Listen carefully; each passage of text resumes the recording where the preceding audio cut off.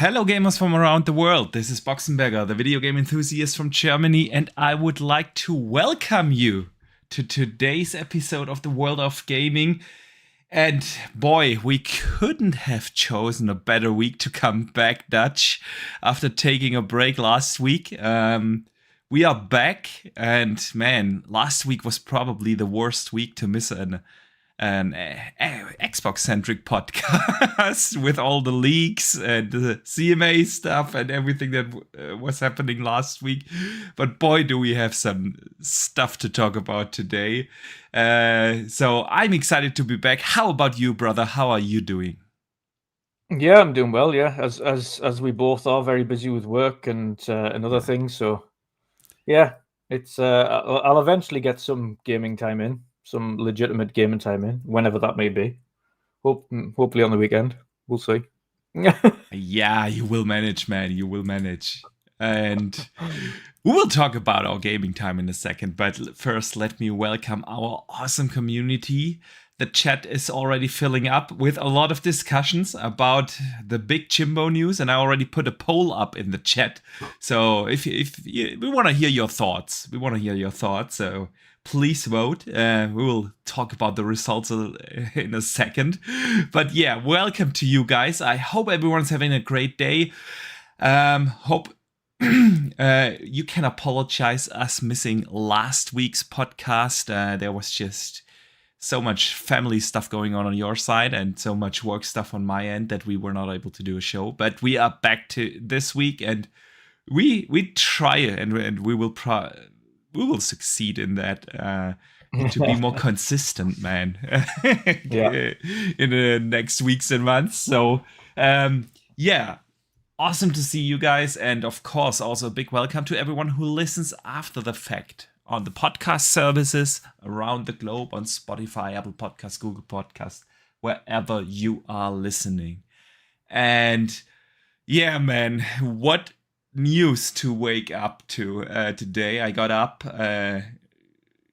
checked the Discord, and everyone was going crazy. So yeah, man, we will talk, of course, in a second about all things happening with Jimbo. And but first, Dutch, before the show even started, we got a couple of generous super chats in, so let's talk about those. Fantosir sends in a channel member chat for being a channel member for 14 months. What an awesome time, amount of time for support here. Thank you so much. And he says, Phil is the Highlander of CEOs. There can only be one.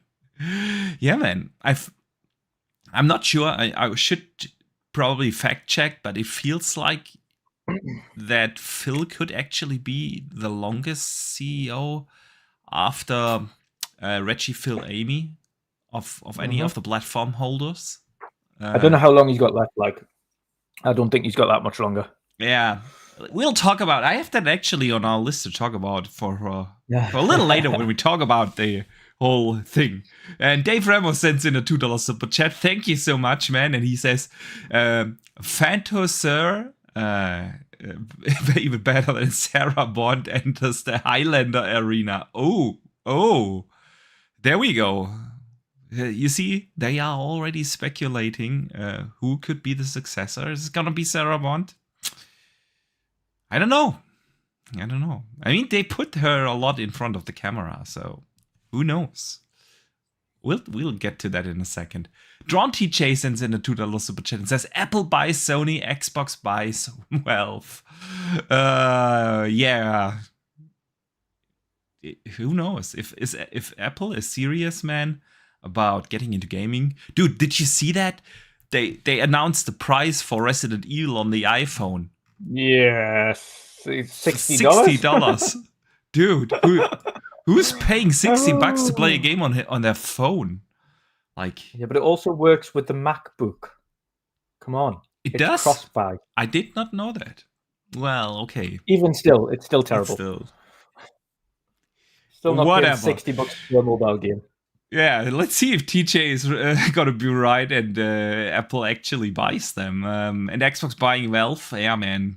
I've been saying that for a long time. If Microsoft is serious about PC gaming, man, there's only one company you can go after, and that's obviously Valve. Yeah. So then we have Dave Ramos being a channel member for 27 months. Awesome, bro. Thank you so much for the continued support. And he says, folks, hit that like button and keep the CEO suggestions coming. There will be a new CEO, only a matter of time. Hashtag Reggie. Yeah, first of all, of course, if you do enjoy the show, we would appreciate you guys hitting the like button. It's only a click away. And of course, if you're new here, consider subscribing. We would definitely appreciate that, man. So yeah, Dutch. What has kept you busy lately in gaming? I know what has kept you busy outside of gaming, but we're probably not gonna cover that. What has kept you busy lately? What you playing, man? Before I got busy, Starfield, naturally, like everybody else. Yeah, let me put on some footage. We were gonna watch a lot of Starfield footage today, so yeah. So Starfield, I've still got about 70 plus hours in there. So I've done well to get plenty of time in before I had an extended break. And I'm looking forward to getting back to it whenever that may be. I'm going to be streaming it on Friday, so I know I'm going to get some gaming in then. So yeah, I'm looking forward to it. I've really enjoyed Starfield so far. I've tried largely to avoid a lot of the story beats. Just do lots of exploring and do some side quests and things like that. So, yeah, thoroughly enjoying it so far. Thoroughly enjoying it. I could literally talk about it for hours, and we've ended up going from the Age podcast to the Starfield podcast. And we probably will, man. I mean, it's our show, you know. So yeah. Other than that, as well, I dabbled in Lies of P as well the other day, and again. How is it, game. man? It's a great Souls. Yeah, it's a great Souls game. But it is another Souls game. They do it well. The parry needs to be refined a bit. I think the parry's a bit tight. They need to widen that parry kind of section open window a little bit. Okay. Yeah, and I think it's not just me. It's quite a few people have mentioned that as well. That the parry seems to be very narrow. So I think they need to work on that a little bit. But other than that, it's a great game. It looks great. It plays very good. Performance mode and quality mode. I'm playing in performance mode. Naturally, you need quick reactions on those games, so that's always good to have. But yeah, so that's what I've been playing so far. What about you? Sweet. Yeah, for me it's Starfield, man. I'm just so super addicted. I love the game. I mean, I told you that the other day. There is just something with Bethesda games that click with me. Yeah, the Bethesda games, especially the Elder Scrolls series, are some of my favorite games ever. Skyrim, obviously, I consider that to be in the top 3 of best games ever made. And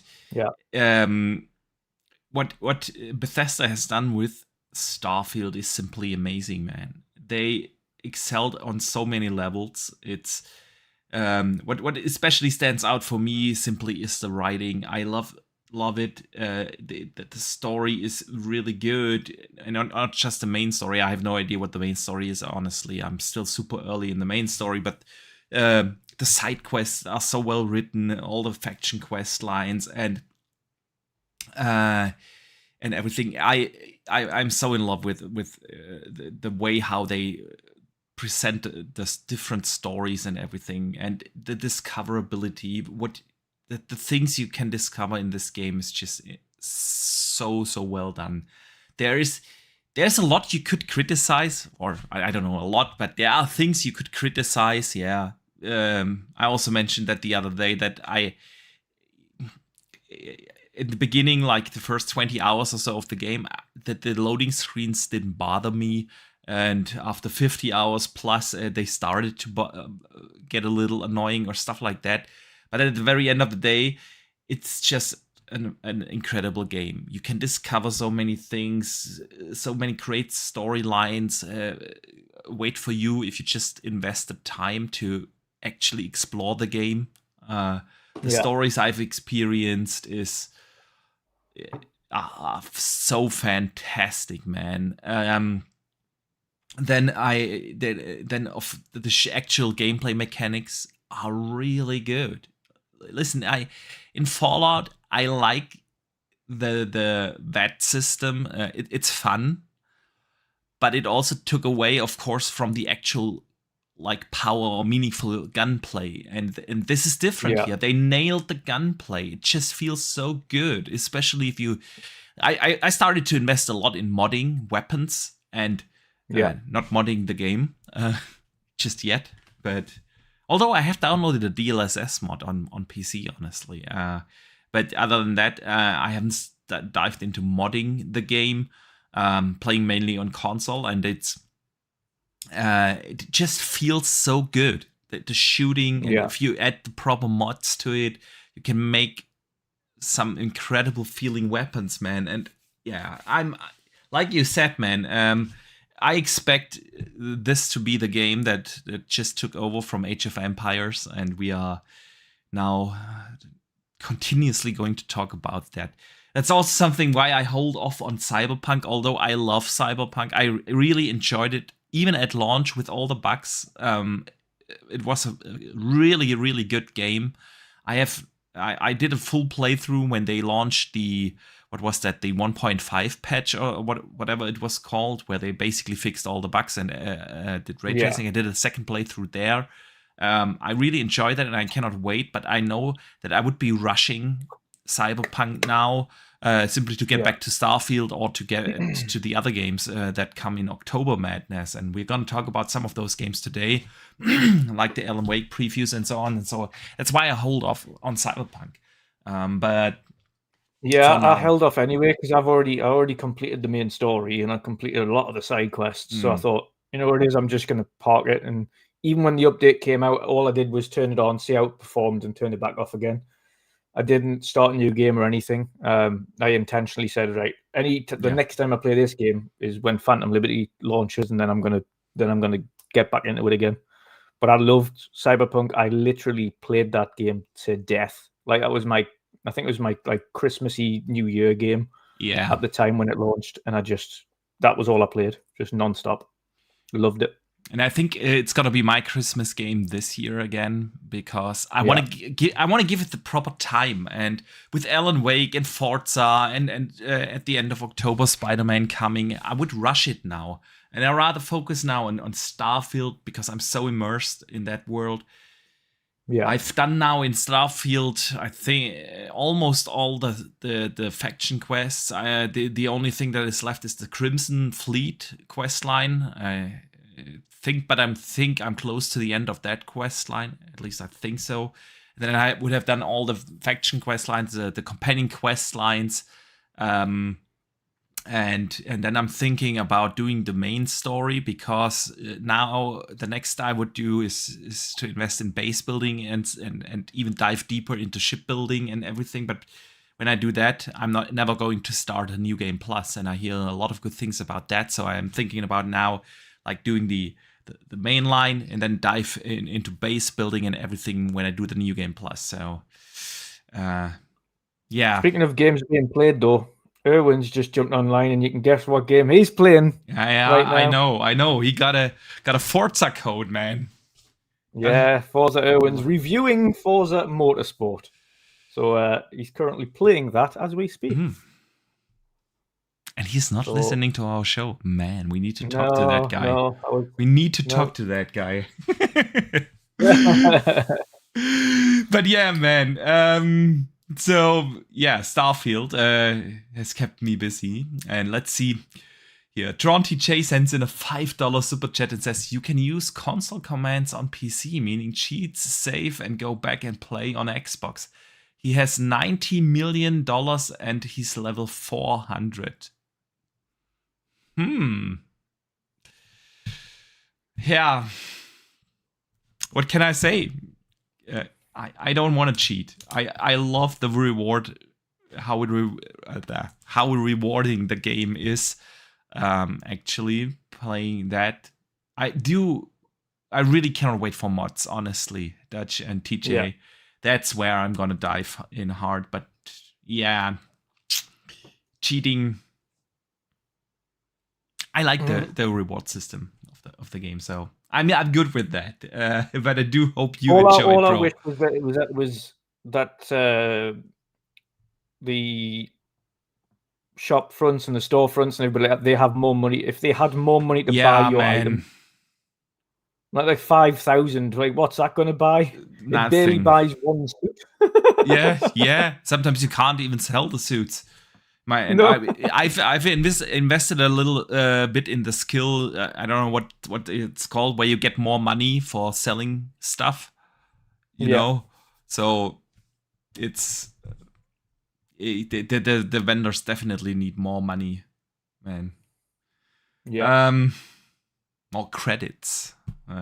So yeah, man, Starfield. What a phenomenal game! I just love it.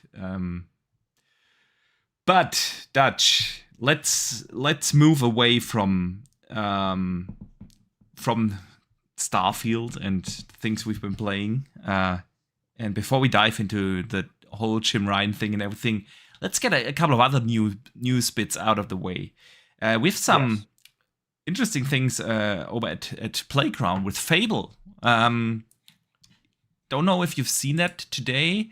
It came out that the Baldur's Gate 3 producer has joined the Fable team as a senior producer. So, Baldur's Gate, also an amazing RPG of this year. I think that everyone who played it was surprised by how good it actually is. I did, honestly, it was the biggest surprise of the year so far for me, because I knew I would enjoy Starfield. Yeah, but I did not have Baldur's Gate on my radar, and so when that came out, I was so pleasantly surprised. And yeah, their producer went over to Playground, now working on Fable. What do you think about this, man? It can only be good things if the game itself was produced very well. Obviously, what they don't want is the technical issues that they had from Chapter 3 onwards in anywhere near Fable. But the actual stories and everything that were part of the game in Baldur's Gate were to a very high degree, and everyone loves the game for the stories that are told in there. So yeah, it's a good thing if he's going to bring his expertise to Fable to make that even better somehow. Then we're all for it. Absolutely, man. As long as it doesn't delay the game. How are we feeling about that, by the way? Where do you think Fable will end? 25. 25 game? Yeah. I mean, that's probably the safe guess. I mean, when was that? 24. 20 in earlier this year. I think it was March or April or so. There was this like news bit that the game is actually playable in a playable state. Yep, yeah. So no, absolutely, it's playable. I think Playground as a company don't release anything that isn't ready. I agree there. And they've stated their intentions repeatedly that they don't just want to be one of the best studios for RPGs. They want to be one of the best studios, full stop, absolutely. like in the industry completely. So I don't think they'd ever skimp on anything or make sure. I think when Fable releases, it will be as polished and perform as well as any Forza Horizon or Forza Motorsport game has ever ran. So I've got no doubts on the technical front that team knows exactly what they're doing to get that game running and looking beautiful. Yeah. We're all, I think, the only thing anybody is just concerned about, and again, I think a lot of that was alleviated when we saw the trailer, was the humor. Is that there? Yes. Can you kick a chicken? Yes. Yeah. So they had the humor. They've got kind of the whimsical thing around it. They've got some great British actors and comedians involved again. Yes. So I think they're on track to be exactly what we hope that can be. I think so too. I mean, honestly, I was super surprised by the art style. I did expect something else, but that I had more like, a Lord of the Ring kind of artistic look to the game in my head. But I love what I've seen. It looks phenomenal. Yeah. Yeah, like you said, the humor is there, the chicken kicking is there. There's there's still this hero story that we had, especially in the first game, and it feels like they are doing the exact right things. Yeah. So however long it take, so be it. Yeah, I'm gonna be there once it will come out. And like you said, they have the intentions.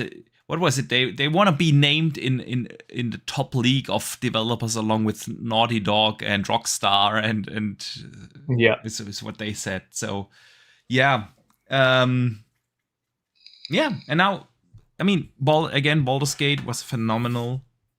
So definitely a win for them, man. If he can bring something in, some depth, some of the depth that Baldur's Gate had to the game, like Pyro also said in the chat. So, yeah. Tron TJ sends in a $5 super chat and follows up on our Starfield discussion, man. He says, on the hardest difficulty, it still kills me using cheats. Okay, so you're not went for God mode there. Right. Good, man. It's ball hard. Have you played Starfield on the highest difficulty? No, I'm just enjoying the game.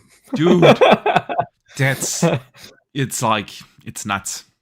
Especially space fights on a harder difficulty. Oh god, yeah. You get destroyed anyway in space fights on some occasions, especially when you're overwhelmed.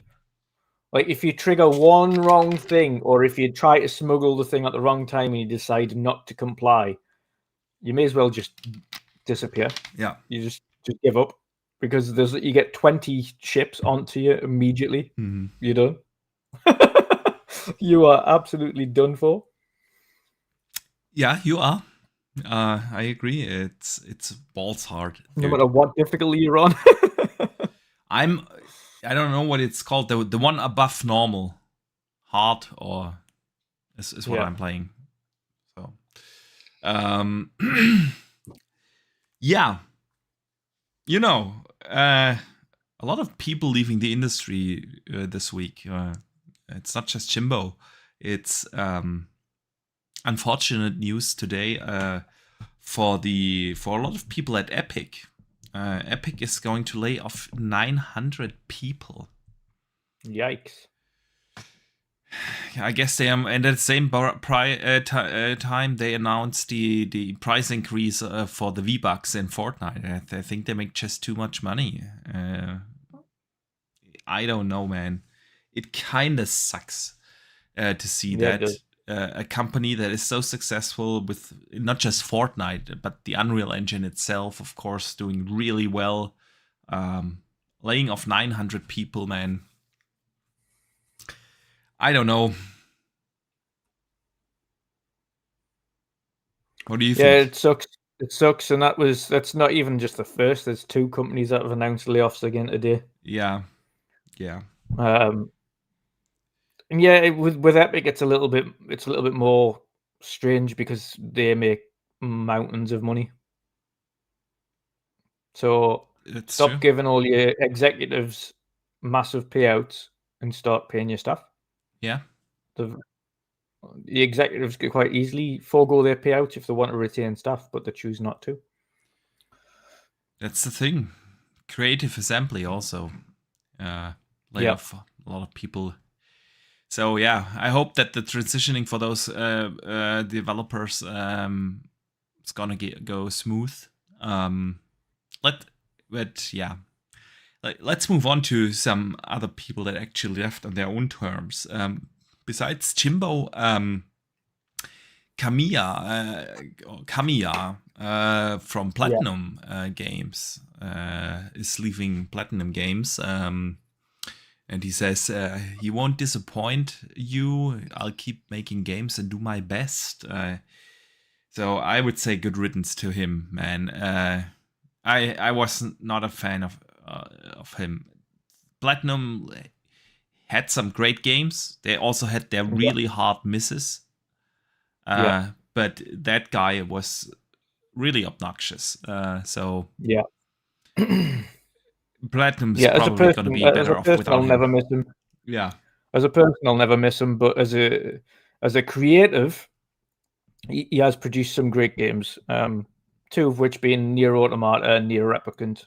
Fantastic games. True. Really fantastic. Nier Automata stands as one of the ones that really just stick in my memory. Yeah. Such a fantastic game. It wasn't like by any stretch, it wasn't the most technical, and it certainly wasn't the prettiest. Yeah. But as an actual game, it was just fantastic. Musically, the atmosphere, the gameplay, terrific. So unfortunate that what is classed as one of the great creators has moved on or left Platinum. But as a person, yeah, I have to agree. I wouldn't miss him. Yeah, absolutely. If you don't speak Japanese, you're a roach. Yes, you are. He's blocking you if you address him on Twitter. In English, yeah. In English, even if you wish him well in English, yes, he blocks you. Yeah. Like, yeah, he's a weird guy, but like you said, everybody should speak Japanese. But like you said, Nier Automata was awesome, man. Yeah, phenomenal game. So yeah, let's talk about the other guy that left. Yeah, the other. What it looks like on his own terms. And don't know. I don't know. I don't know. There's structural change. There's structural change going on. So and he happened to retire at the same time. You never know. Maybe we will know at some point. So Jim Ryan flying. By the way, if you are a stockholder of any airplane company, bad times are coming, man. There is no flying Ryan anymore. Jim is stepping down as CEO of PlayStation in May next year. So he has like a good half year left there. There will be an interims CEO called Mr. Totoki, Hiroki Totoki. He's currently the CEO and CFO of PlayStation, and he will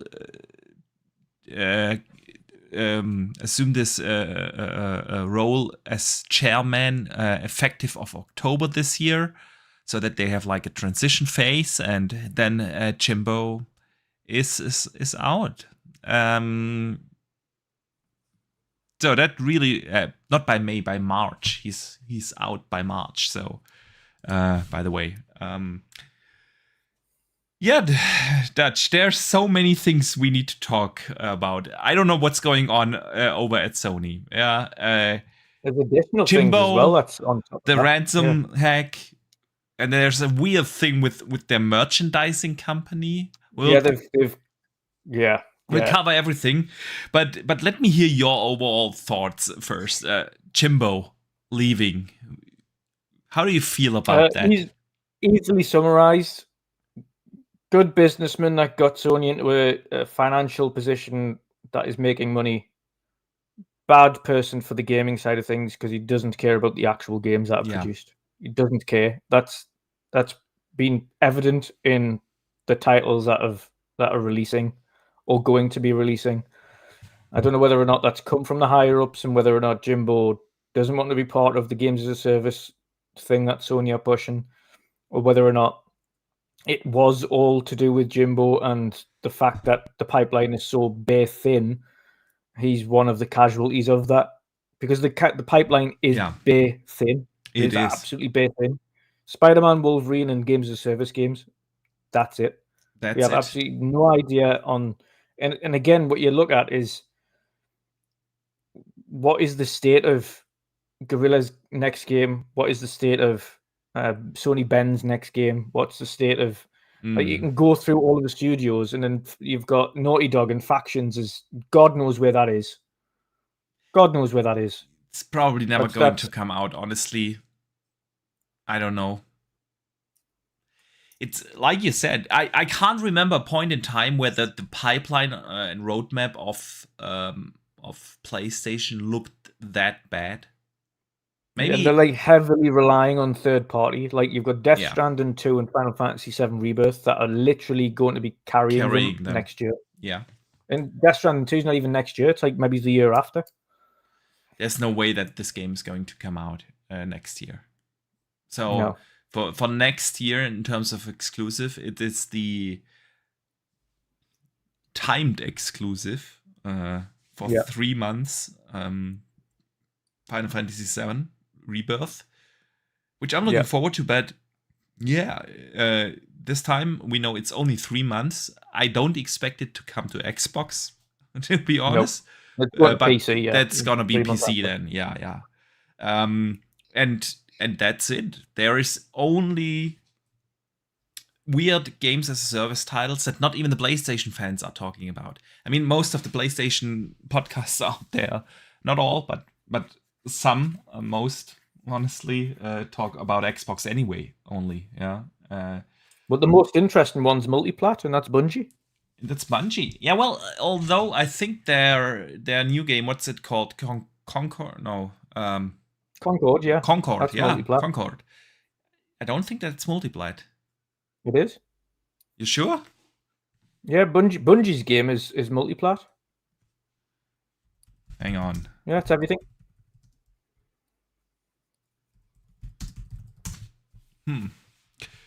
Might be wrong here, but I think Concord's not by Bungie.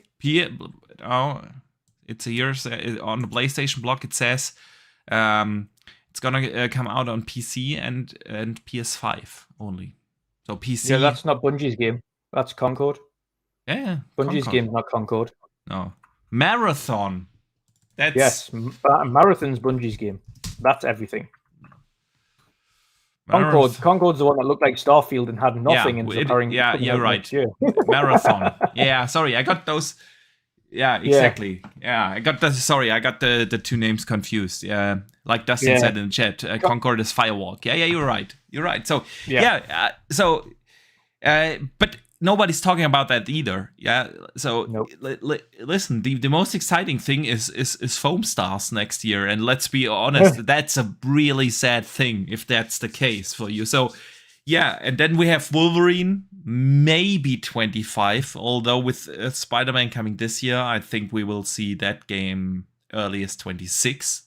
And so we're talking about the emptiest pipeline, and that's the thing. Jimbo spent most of his time as a CEO living off of Sean Layden's laurels, because for the most part of his position as a CEO, the games that have been releasing were put in motion by Sean Layden, and now we are starting to see the work and the era of Jim, and now he's leaving because like those games that come out now or in the next 1 or 2, 3 years are the games that got greenlit and started production under Jim Ryan. So that's his vision, and it might be like you said, that he didn't want to be part of the games as a service title thing, but as the CEO, it is his. At the very end of the day, you see his doing at the end. So but is it though? You never quite know with these companies. Well, yeah. You know what Japanese companies are like specifically. Yeah, but then he also failed because he was not able to convince the company. Look at what Phil did. Phil also didn't have the backing of Microsoft when he took over, but he was convincing enough. He provided a vision good enough so that the company backed him. If Jim was not able to convince Sony to push Sony in the direction he wanted PlayStation to be, and it's also his part. That's his job. Yeah. So yeah, it might be just me, man, not being a fan of him. I'm a fan of the brand. I had every PlayStation since the PlayStation 1, but I do not like what I did not like him and a lot of the things that happened. I mean, just remember the PS5 launch, we believe in generations and stuff like that. Increasing basically everything in price, yeah. Starting having the audacity to start off a generation in the middle of a pandemic by increasing the game prices while your company is making record profits. I don't know. Yeah. There's just there are just so many things where I did not feel valued as a customer anymore, and so yeah, I think it's going to be very interesting. We don't know if it's going to be for the better because you never know who comes next. What do you think? Who might be his successor? And also, guys in the chat, let us know what are your thoughts. Who could be his successor? I truly don't know, to be honest. I think Yoshi will probably be the best bet. Transfer him up from indie to head. I don't think Herman Hulst should be. Why is that? He's more of a creative mind than anything else. He was a head of Guerrilla.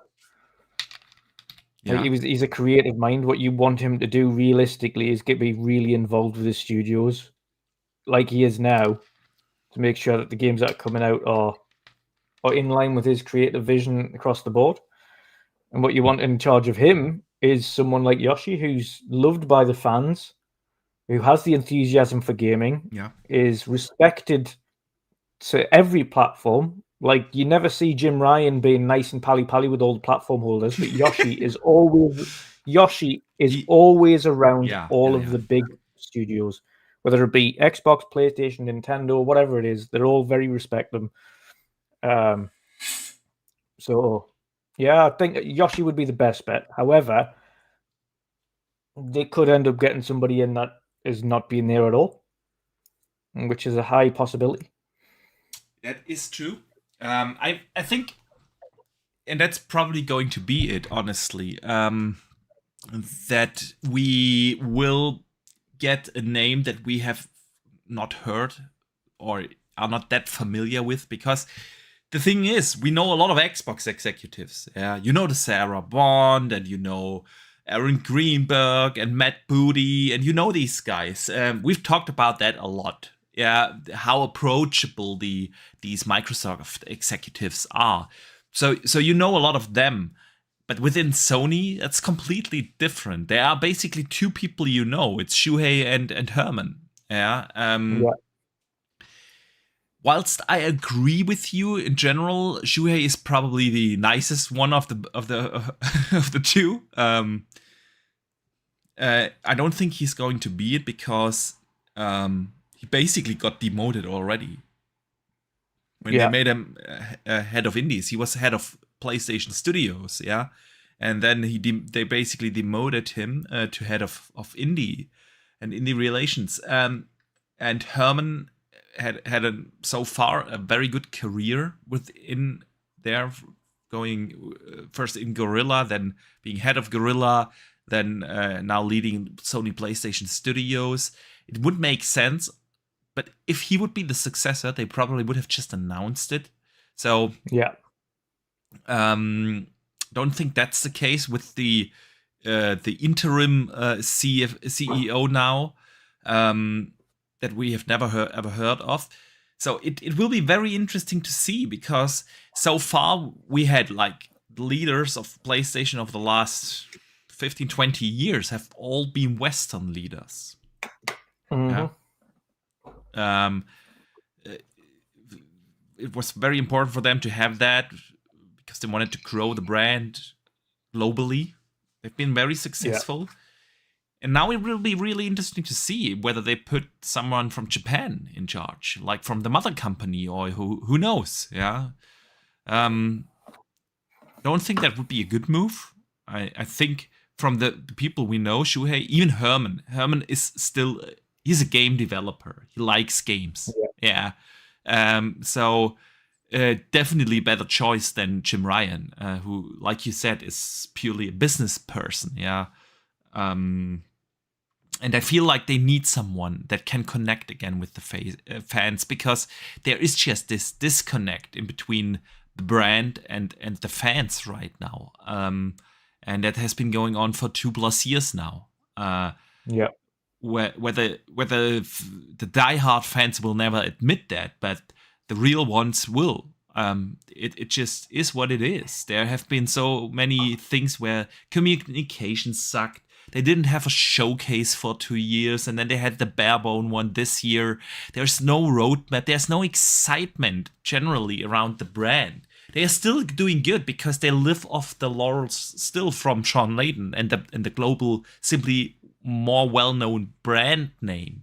But I wonder how long they will be able to keep that going, especially when Xbox stops shooting themselves in the foot, like they have for way too long. But we are at the end of the time. Yeah, the games are coming now to Xbox. We have Starfield, we have Forza, we have early next year Stalker, Towerborn, we have Avowed and Hellblade, and that's just the next year we are talking about. Yeah, and Sony obviously is on a global scale the better known brand. PlayStation, I mean, not Sony, but I mean PlayStation is a better known brand than Xbox. But there's generally no excitement around the brand because, like you said, they don't have a pipeline where you can be excited. Well, what are you excited for? There are no games to be excited for. While on the Xbox side of things, everyone's cheering them up. Yeah, we are, like, literally, the pipeline is bursting. We just talked about Fable, and then one of your favorites coming probably first half next year, man.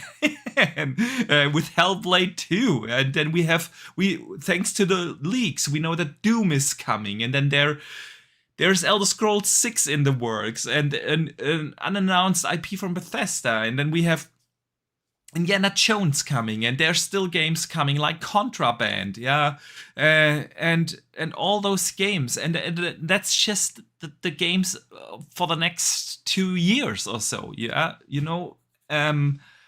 Gear 6 is in the works, we know that.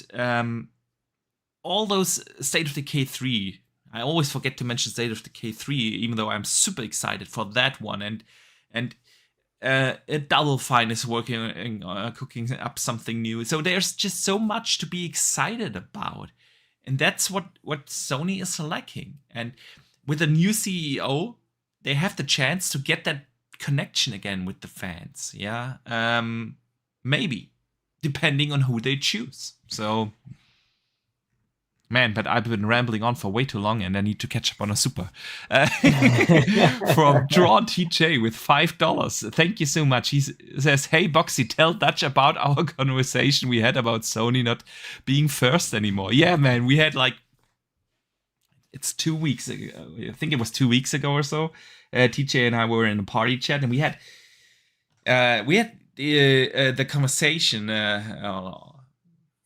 We started with general gaming talk, and we had a conversation where will Sony stand in at the end of this generation? Will they still be first?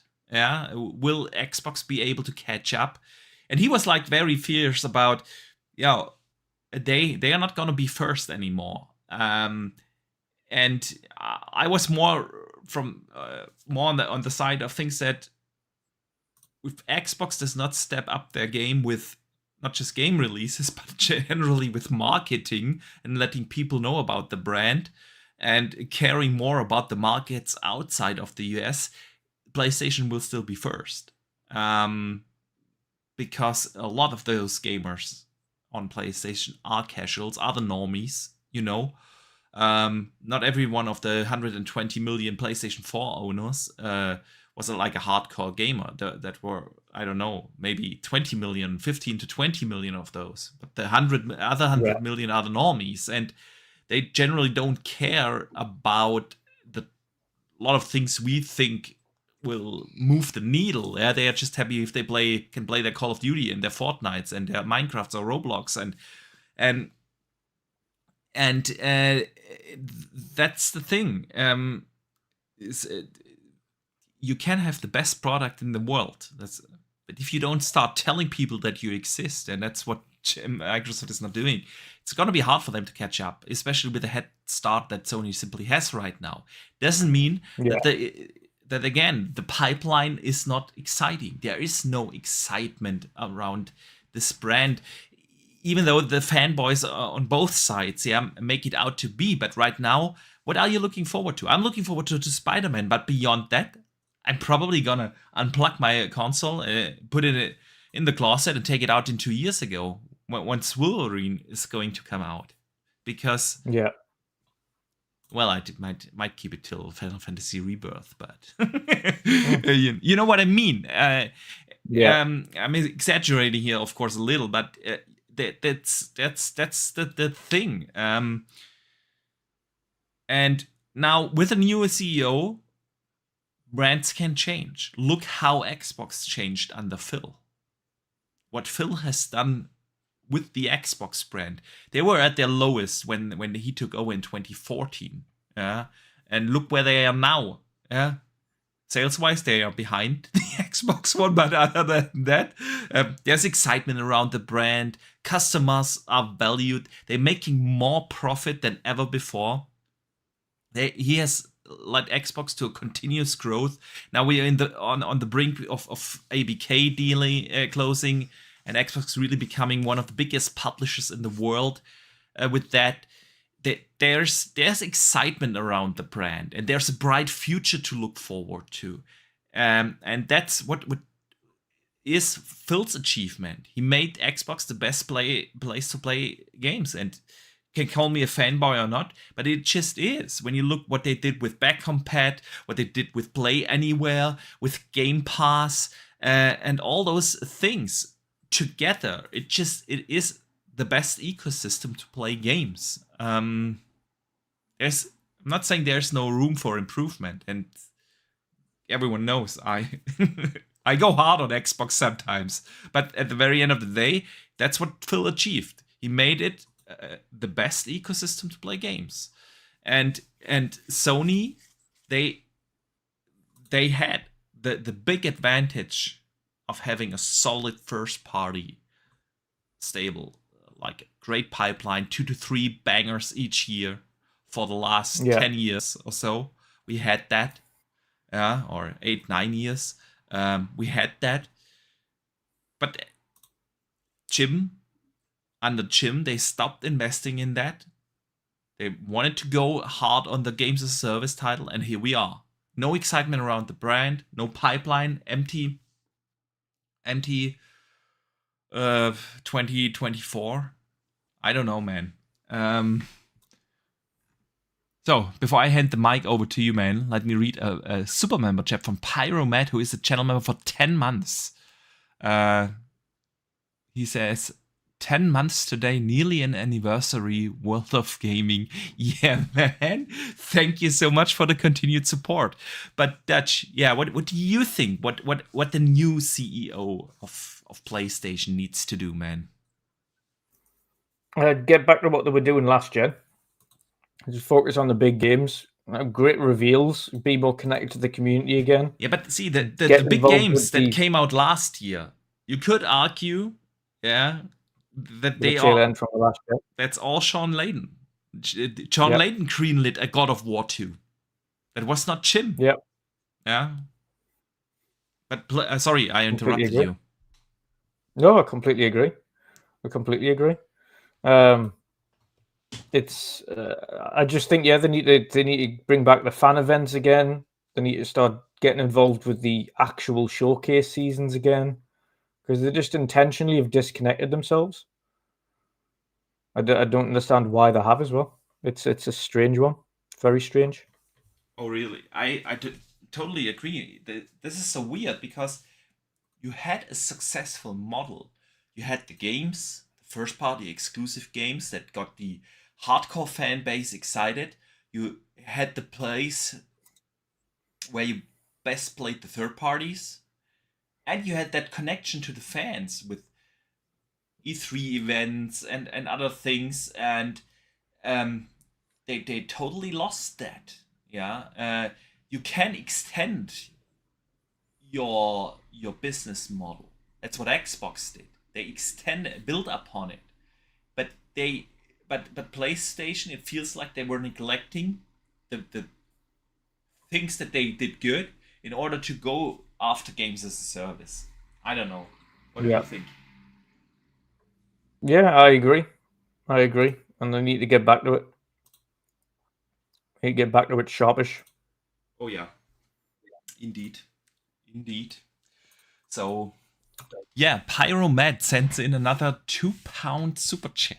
Thank you so much for the support. And he says, tuning, the tune emoji. My little Sony gaming is payment. Yeah, that. I remember a few months ago, I said it here on the show to you, man. With PlayStation, everything kind of feels like a ripoff. Pay more for the games, pay more for the console, pay more for a worse subscription service. It's what they did. Yeah. So, Fanto says in the chat, I went to the little podcast room. No, actually, my wife occasionally steps into the room because she needs to get some stuff here in the back. Reorganized our household, and she started a small business couple of months, or no, it's not been months, weeks ago, and she's keeping now a lot of stuff she needs for that in the closet here behind me. And so sometimes she steps in, and then I briefly turn off the camera. Promised her that was a deal. So I can sit through a 3-4 hour podcast without using the toilet, man. But yeah, I can. I'm good. I don't have an old man's bladder yet. Not yet, yeah. Not yet. Wait till you get to my age. Okay, now you're just showing off, dude. All right. So we put up a poll in the chat and to see what the community is thinking about all this. I'm just gonna close that right now, and I asked, are you glad? Pardon me. Are you glad that Jim is gone? 47% said yes. 40% said I don't care, and only 11% no, I like Jimbo. Yeah. So obviously, if you're not in the PlayStation ecosystem, it doesn't matter to you. I totally get that. I have all the consoles, so I want PlayStation to do better. I want that excitement back that we got from Flute Man. Man, remember that? What was that? 2014, 15 E3? Ghost of Tsushima's unveil, yeah. Yes, Ghost of Tsushima unveil, and God of War, and Spider-Man, and Days Gone, and man, with that they laid out a roadmap that where you were able to be excited for some cool games coming, and that's just not the case right now anymore. So, but yeah, and he has not been that long CEO of PlayStation. Yeah, that has been what now, 4 years, close to 4 years. Once he's out, so yeah, we brought up that discussion a little earlier about Phil, because Phil actually had also something to say on the matter. Let me briefly read what he had to say. Phil Spencer tweeted, Jim Ryan has been a great contributor to our industry and a fierce leader for PlayStation. I wish him the best in what he does next. Thank you all. Thank you for all you've done for the community over the last 30 years. So yeah, actually that question also popped into my head when I read that. At some point, we're gonna wake up to the news that Phil has been resigning. He has been head of Xbox for 9 years now. It's gonna be 10 years next year. with Phil as the leader, and like I already mentioned, he has achieved great things. But what do you think, man? When is it time for Phil to retire? Because 10 years, being the head of Xbox for 10 years is a long time. That job is super It is. stressful, bro. I think Phil will see in the next gen, and then he'll wind down and hand it over. You think he's gonna be head of Xbox until the next gen starts? Yeah. Interesting. I think that'll be his handover moment. Where he hands it over to Sarah Bond potentially. You think? Sarah. Yeah. Sarah's next in line, starting with the next gen. I think so. If you have a look at kind of when he's going on any of these trips for any of these things, even most recently Kojima Productions, you don't see Matt Booty standing there. You see Sarah Bond, Aaron Greenberg, and Phil Spencer. That is true. Every time. That is true. Matt is not as much on camera as Sarah is. But he's not. It's not just on camera. He wasn't involved in the trip. Full stop. And that's Kojima Productions. That's like a big partnership. Like if he was really going to take over, he'd be involved in those things. Well, and he's not. I mean, it's that relationship falls under Sarah's restriction. Yeah, she's head of game portfolio and Game Pass relations, so it makes sense that it's her thing. But I do get your point. But please continue before I say my. Yeah, but again, then Aaron Greenberg, of course, who's head of marketing, etc. So he's going to be there. But you would still ultimately, if he was going to take over at some point, would be involved in these big relationships that they're having, because Kojima's that small fry relationship as much as he creates Marmite games or Vegemite games for Australians, where they either hit or miss to people. People either love them or they hate them. There is no in between with Kojima's games. So it is a big relationship, but ultimately he is one of those people that is always extremely creative. And it's a case of he goes where somebody allows him to be his creative best. And he doesn't. That's why he left Capcom in the first place. Was it Capcom or Konami? Konami.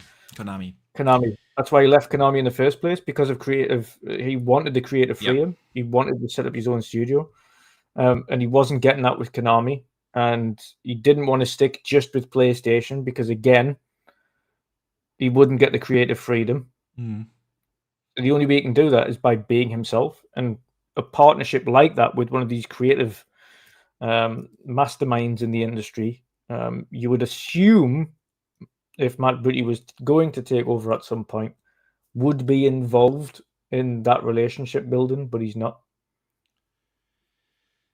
I do get that train and of thought. I also don't believe Matt Booty would be one of the best people to take over. I don't think he's okay, but he hasn't got the charisma. Interesting. Like obviously, Aaron Greenberg's never going to be in charge, but yeah, he's not. He's got charisma. No. Phil Spencer's got charisma and jokes around, and even when you see him on interviews and things like that, like he's always poking fun at people and like he's enjoying it, and he's a true gamer. And Sarah Bond's exactly the same. She comes up with mad little quizzes on Twitter all the time. She's hyperactive, but she's also very involved in everything that's going on, and she's always playing games with her kids or playing games in general, and so on and so forth. And Matt Booty's always been just a guy that just sits back and does the occasional interview here and there, but he's never really, I don't know, he just doesn't have the, like Sean Layden did for PlayStation, he had the charisma, but he also knew how to get the games, the creative side of his studios working the best. Despite the financial thing that came behind it and blah, blah, blah, blah, blah. To be honest, that had nothing to do with Sean Layden. That was just the fact that creating these big single-player games isn't going to generate as much revenue as they thought. Yeah. And even Jim Ryan knows that, which is why they've been restructuring the entirety of PlayStation to go towards games as a service to make more money, because single-player AAA games don't make big money. They just don't. You've got to rely heavily on post-development stuff like massive merchandise throwing. Hope your IP has a really, really popular character that they can then market the living daylights out of. And if you don't, then you've got to hope that game is absolutely fantastic and deserves a sequel in order to then generate more money. But the vast majority of the time, outside of Spidey, which has got its own marketing, it doesn't need its own marketing. It's Spider-Man. Likes of The Last of Us required a show to get more kind of enjoyment out of that. Horizon was a kind of hit and miss. It was a Marmite thing with people. People either loved Horizon or they didn't. Yep. But it wasn't, again, Aloy, as much as they're trying to make Aloy this big character, I don't think Aloy's a poster girl at all.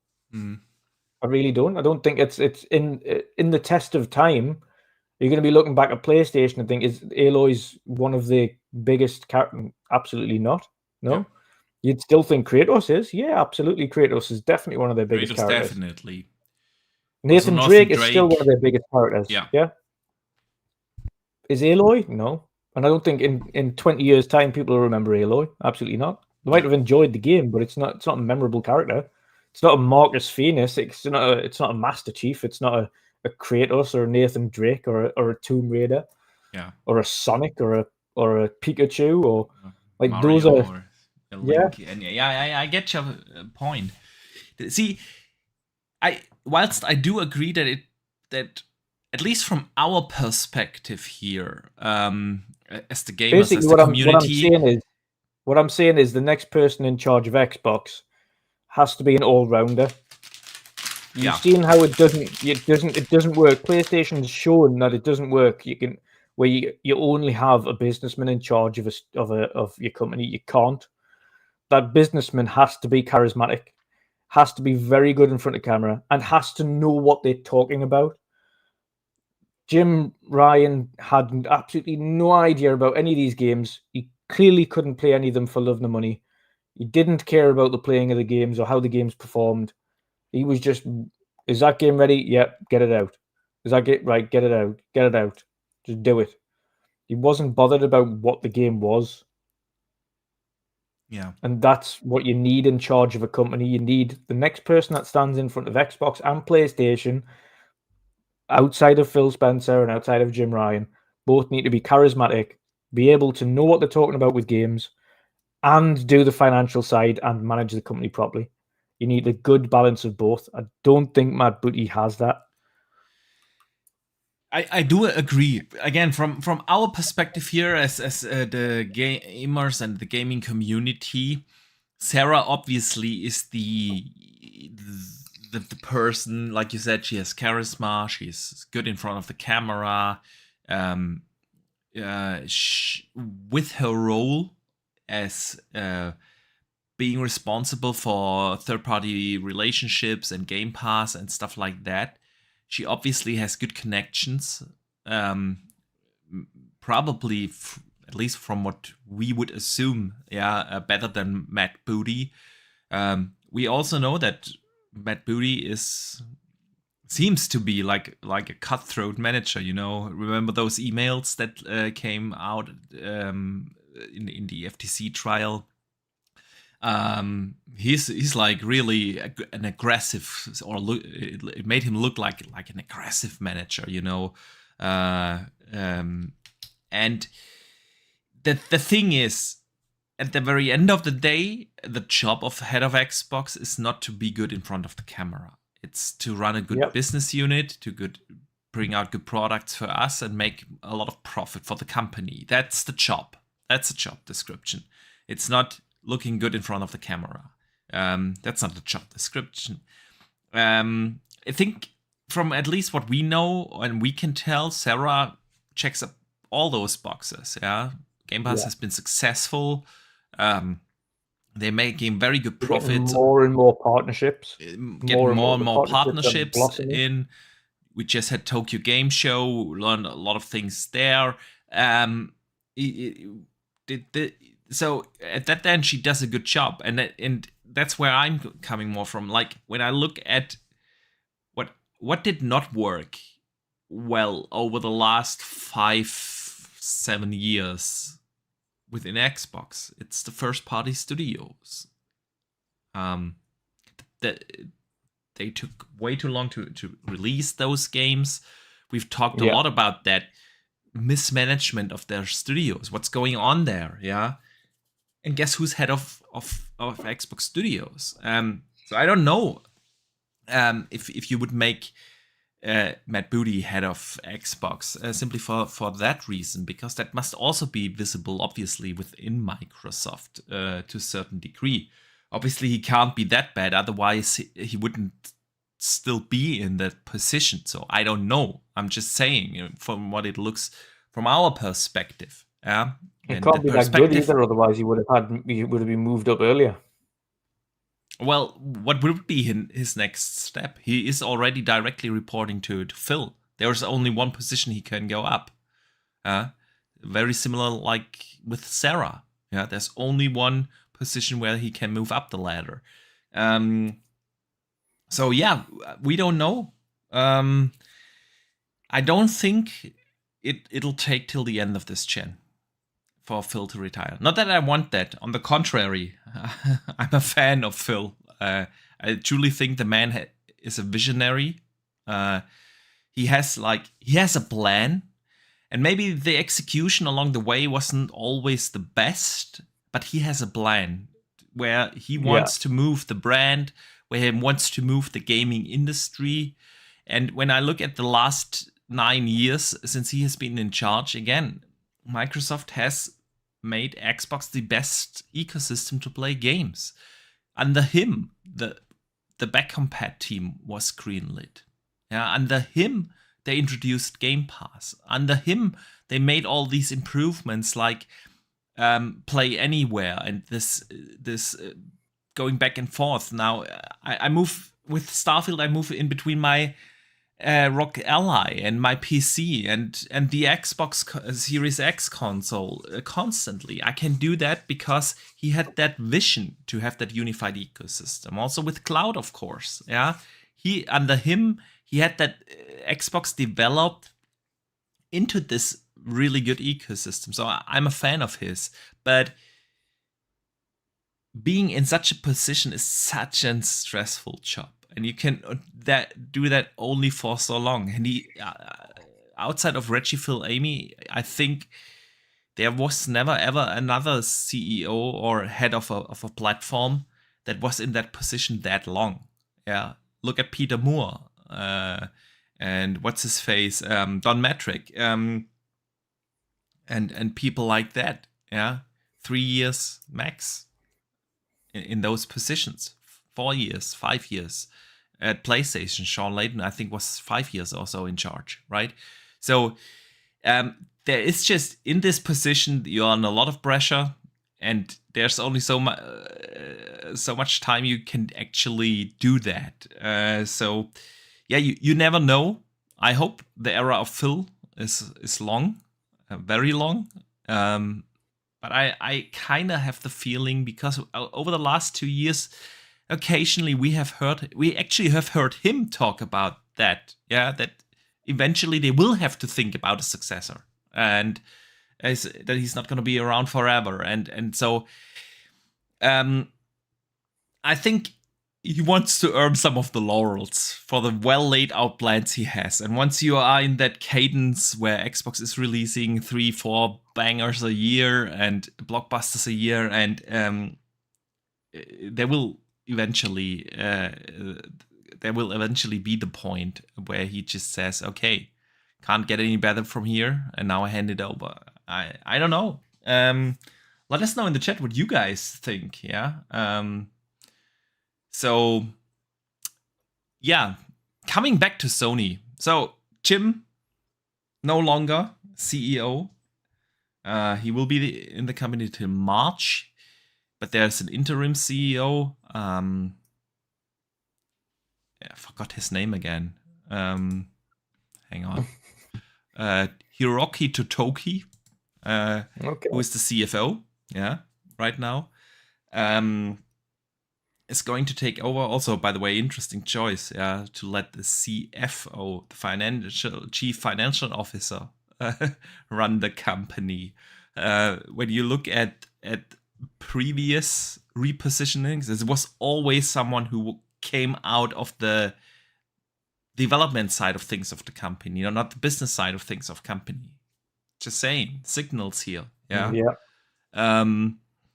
But something is going on over there, man. They also talked about that they are restructuring the entire organization. So it sounded to me, man, like it's not just replacing Jim. There's more going on. What do you think? Yeah, there's definitely more going on. I think it's financially they're not as strong as they thought they would be or are. Yeah. Across the board, and they're definitely restructuring everything as a whole. It's interesting to see where this will lead, but it's also explains why things have been very quiet over recent months. Yeah. If something like that is going on, usually, there's power struggles within the company, and that kind of brings you out of your flow. Yeah, you can't have that in a well-run organization. There's also other shit going on, bro. Have you seen the ransom hack thing? Yep. So, for those who don't know, what happened is that a ransomware group claimed to breach all Sony systems, and the group threatens to sell all those stolen data. The only response we got from Sony on that is that they are investigating the situation. No warnings to the customers or players. Yeah. Oh, make sure change your password, or I don't know, something like that. Really weird, because it's not the first time this has happened with Sony. So, what do you think, man? Yeah, it is strange, and it's surprising after all these years that they're still getting hacked quite easily. Yeah. Indeed. Consistently. Like it's been a number of years since we've had one, but they always seem to be hit. Always.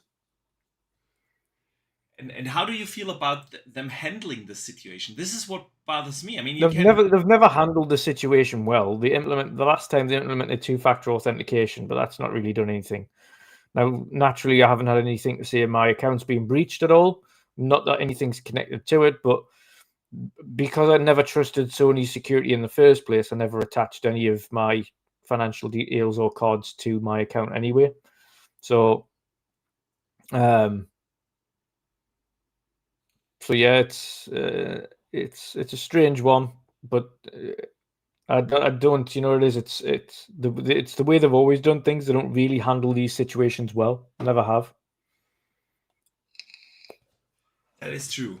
That's true, and it's very unfortunate to see, honestly, because yeah, it sucks, man. I have attached my credit card to this, but yeah, there's something weird going on over there, and it's not the only thing with the ransom hack. There's also been a company called, hang on, I lost my notes.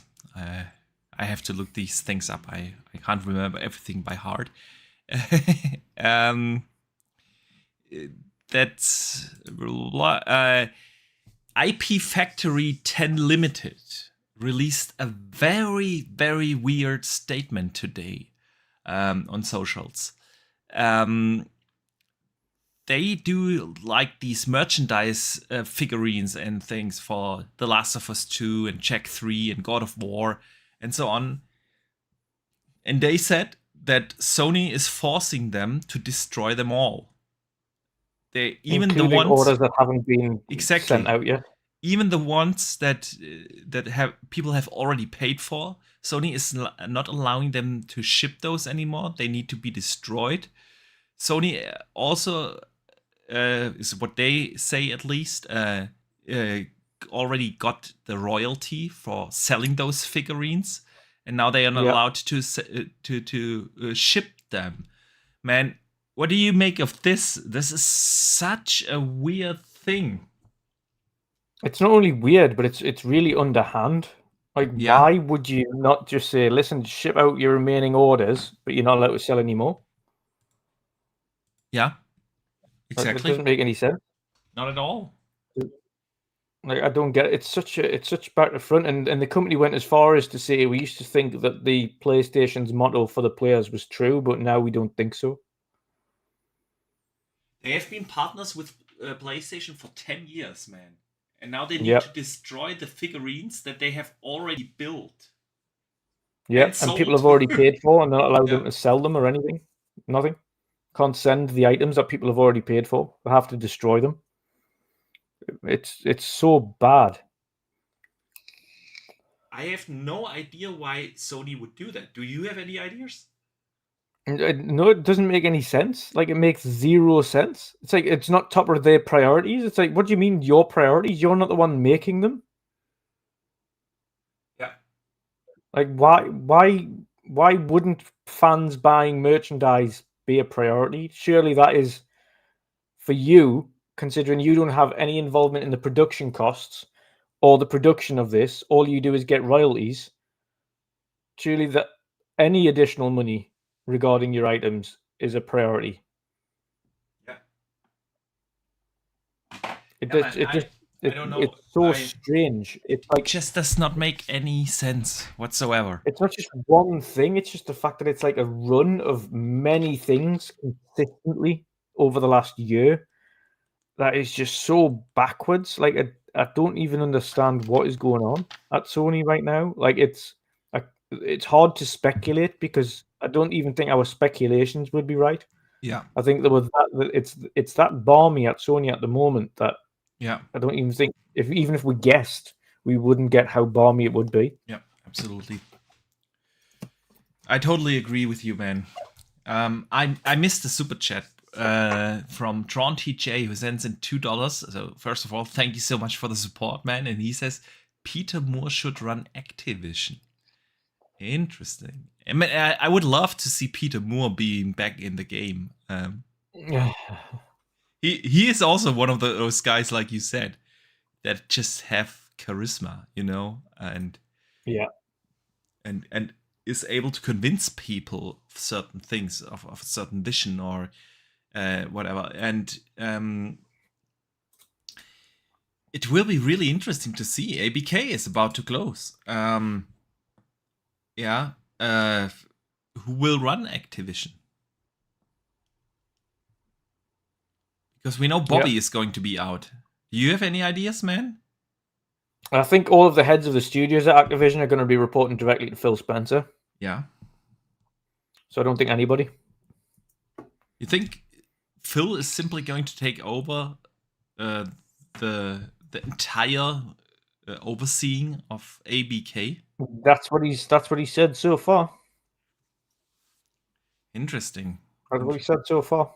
Yeah, I know that they said that they are directly going to report to Phil. Yeah. I still think that there will be a manager in between. It's simply too much at the very end of the day for one person to run such a oversee such a gigantic organization. So yeah, that will be interesting to see. I mean, there's also two Xbox guys within at least Blizzard. Yeah, that we have Rod Ferguson there, who's currently overseeing all Diablo activities, and then we have, of course, Mike Ibarra, yeah, who runs Blizzard. So who knows? Who knows what's going to happen? But it seems that it's closing soon, man. The day after our last week missed Xbox podcast, it broke that the CMA provisionally approved the deal, which is good news in my book. Since I think we all are looking forward to this finally coming to an end. At the same time, the FTC is resuming their, what do you call that? Lawsuit? Yeah. and their internal investigations against this deal. Yeah, But the administrative court. yeah, but the Xbox is or Microsoft is just gonna close over the FTC. Yeah, because they don't have the ground to block the deal per se. And since the CMA has provisionally approved that deal, they said, well, the changes made with Microsoft selling off the streaming rights, the cloud rights to Ubisoft is a substantial change enough. The final result will be shown now in early October. And also Lulu from ABK, the head of legal there, she also tweeted that they are working towards closing it, and that it's the business of the FTC that how they want to spend the taxpayers' money. So, yeah, man, ABK finally coming to an end. What are your thoughts? Thank God. Okay. Thank God. Yeah. It's about bloody time. Yeah, indeed. This has been going on now for a year and 9 months, which is simply too long. No scrutiny or investigation or whatever you want to call that should take that long. I mean, it is a gigantic move. Almost $70 billion are at stake, and at the very end, it's good that we have those authorities that check certain business deals, but this should have been cleared way earlier, because there is simply no ground in for any argument. I still think that the argument of the CMA is stupid and ridiculous. Yeah. Blocking it over cloud, and it took us another half a year or so now because of that. And so it's good that it seems to be finally over soon. I mean, along the way, there were certain time frames where I really enjoyed it, because we learned a lot of things. We got a good peek behind the curtain. How certain deals work. We learned a lot about different contracts, what Sony puts in their contracts, and so on. We also got some interesting thoughts on from different executives within Xbox on how to run the business, where the future will go, and so on. And eventually we got all the leaks that came out last week. Without the ABK thing, we would have never gotten those. So there were certain parts where this was interesting, but yeah, for the most part, I'm just glad it's going to be over. When do you think we will hear? Okay, now it's done.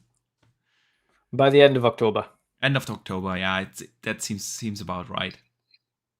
That's when they needed their final report out. So that's when it's going to be officially done.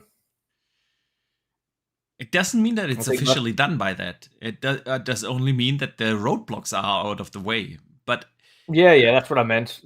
So it's like end of October, because essentially all they need to do past that point is just officially announce it themselves. And I think they'll do something like they did with Bethesda, and do like a little roundtable thing.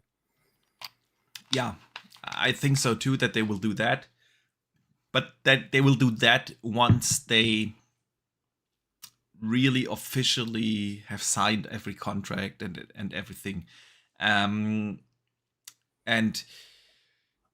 yeah, that's the question. Yeah, how long is that going to take? I mean, they had more than enough time to prepare all the paperwork. So it should be more than a signature, honestly, at this point in time, but you never know. So yeah, but I do hope, and it does look like end of October it's gonna be finally over, and then we're gonna talk about it one more time, and then enjoy the games, man. Yep.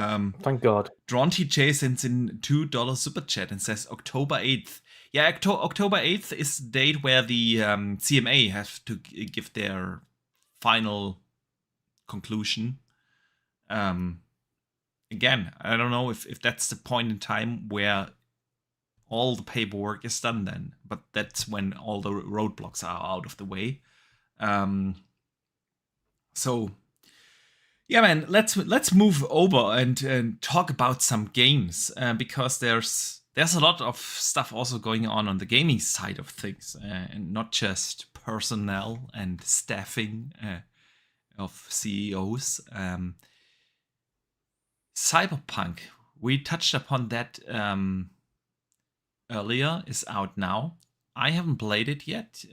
Hear nothing but good things, but there were some interesting things coming out. Of course, the Digital Foundry tech review already leading up to other discussions, because while the performance on console has improved vastly, runs for the most part stable, there's still, especially in the performance mode, some uneven performance, and it looks like PlayStation 5 has again the edge, keeping the 60 frames more regularly, or higher frames than they also have the dips. But yeah, that I've seen a lot of people talk about that. And then the game director came out actually yesterday and talked about Cyberpunk 2.0 and Phantom Liberty, and that this is the last big update for the game. There will only be minor bug fixing patches going forward, and that the vast majority of the team is now moving over to the other announced projects, especially The Witcher, and of course partly the development of the next Cyberpunk game. So yeah, man, what do you think of all of this performance and CD Projekt Red basically saying, okay, that's it now for Cyberpunk? Yeah, it's a shame, but Phantom Liberty is a huge expansion. It is a big one, and let's face it, we know Cyberpunk isn't the end of Cyberpunk. Cyberpunk is now a staple IP within the pipeline, so we know there's going to be another Cyberpunk. But we've already seen their pipeline, and it is huge. Like, we're talking Massive. something like 6 Witcher games and like 5. Another IP that goes along Cyberpunk. Yeah. So it's you know what it is. Sometimes you don't want them to embellish too much on a game. I think the content that's already in Cyberpunk is huge. There's a lot of content there. It's got mass replayability because you can go down different factions and start. You can be a street kid, or you can be a corpo, or you can be forgotten the other one. Corporate, Nomad, and Street Kid. Nomad, that's the one. Nomad. Yeah. Nomad. You can be 3 of those in each, and there's like 8 endings. And then on top of that, then you've got the expansion and then that additional story, and then they've got a bunch of side quests to do in the game. Like, the game's already 70, 80 hours long, minimum. And then you add the expansion on top of it that takes to at least 100 plus hours, and then you do all the side quests. And you're talking at least a couple of 100 hours worth of game. There's tons of content in the game. It is so a massive much content in the game. And then they added RPG. And then they added the police chases and the max tack and everything that can come after you now. So I'm not, to be finished, I'm not too bothered. I think sometimes games can outstay their welcome with far too much support, and you wish studios would just move on and do something new. It doesn't mean taking servers down or not supporting it in terms of bug fixing, etc., because they'll do that. Just, you don't need to make continuous content for a game sometimes, especially a single player game. Like, it doesn't need 4 expansions. Like, The Witcher was massive, and then they had some really great, like Blood and Wine was the best expansion that they had. Yeah. But they had a ton of little expansions on there that were okay. I mean, that's the thing. They had 2 massive expansions on The Witcher. Blood and Wine and the Hearts. What? Hearts of Stone. Hearts of Stone. Yeah, something. I should know that, Um, man. I should know that. I have played through it 6 times. you've played it all. I played it all. I can honestly say I played it all. I did. I went to every question mark on the map. I did every side quest in the game. It is.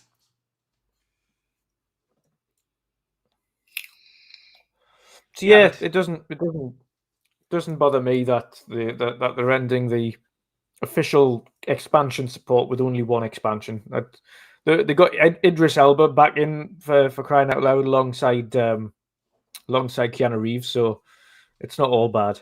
We've got some that's true. big things going in there, and the future of CDPR is massive. And Hearts of let's face it, Stone. that's the Sorry, one. that's the one. Hearts of Yeah, it Stone. was Hearts of Stone. Yeah, um, but we also have to remember is that they are ditching their engine Yeah. and moving everything over to Unreal, which is going to be a massive undertaking. That's making sure everybody is fully trained and capable with Unreal Engine. That's not to say they don't already know how to use Unreal, but we're talking about the newest Unreal Engine here that a lot of developers are struggling with. Yeah. So for them to really make sure that the next Witchers and the next CDP and the next Cyberpunk and the next mainline IP, where they'll have them in rotation. There'll be a Witcher, then there'll be a Cyberpunk, then there'll be the new IP, then there'll be a Witcher, then there'll be the Cyberpunk, then there'll be the new IP. Oh no, that's actually not the case. They have. I know they planned on having a Witcher.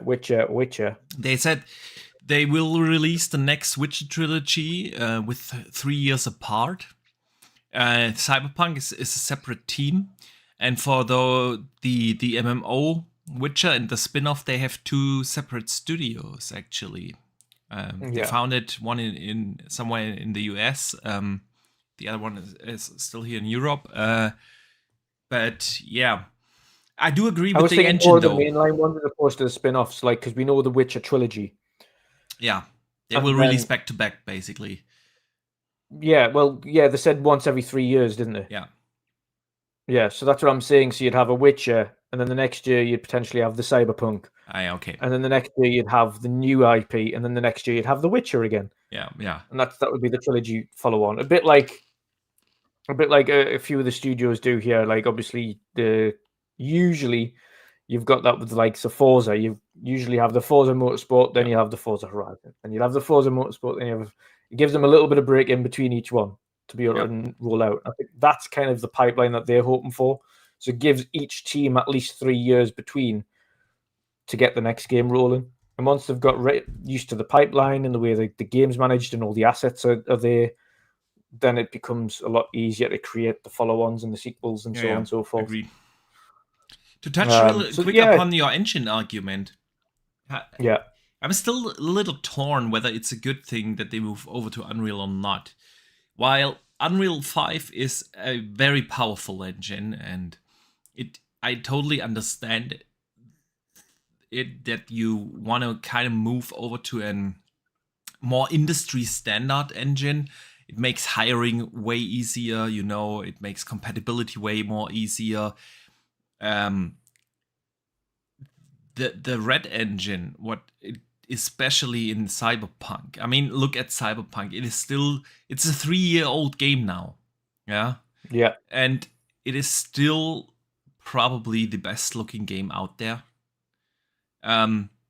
Especially on PC. Yeah, when you put on the Uber ray tracing and the along with DLSS, it is phenomenally looking. Yeah, and they definitely make the use of all technology available. Yeah, and so it is obviously a very, very powerful engine. I mean, even if you look at The Witcher, which is now really an old game, yeah, like what is it, 8 years now old. It still looks phenomenal, and I'm all for competition out there, and if everything moves to Unreal, I don't know if that's a good thing or not. I totally get it again from like compatibility and hiring perspective to do that move, but yeah, like you said, a lot of developers also are struggling with Unreal 5. And if you look at some of the Unreal 5, the few Unreal 5 games we've seen so far, like Mortals of Avium or so, they are struggling there with performance and it's a very resource hungry engine. Let me put it this way. Now you can always argue, of course, developers just need to learn the engine better, and time will definitely improve though all those things. Absolutely.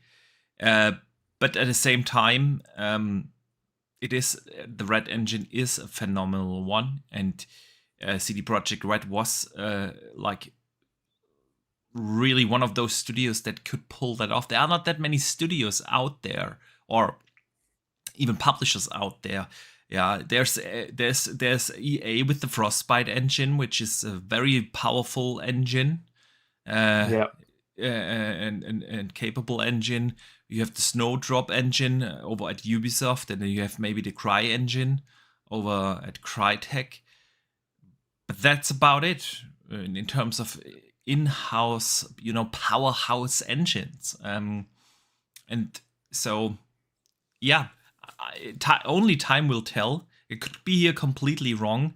And I know that the Unreal Engine is also very customizable. So it's if we look at the Coalition, yeah, of course they are using Unreal, but man, they are so far beyond other studios that use the same engine. So not every Unreal developer is using the engine to the same degree, and that's mainly because the Coalition has a lot of their own tools, that support this engine.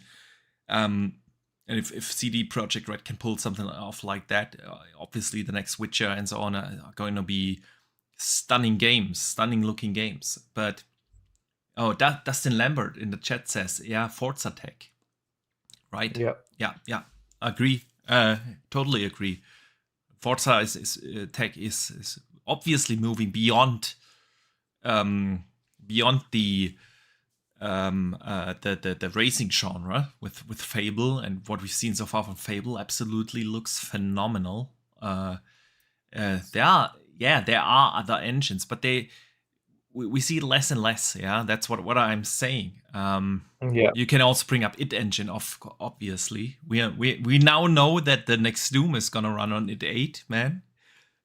Super excited for that. Also a super powerful engine, but we haven't seen that engine outside of the Wolfenstein and Doom games. That's not true. Rage 2 also ran on the id engine at 720p. What about the Snowball's engine? Yeah. I mean, look at A Plague Tale. One of the best looking games of this gen so far. That's also... And that was kind of in partnership as well. If you have a look, the Sobo's engine was used for Flight Sim. Yes, it was, but it was a different engine.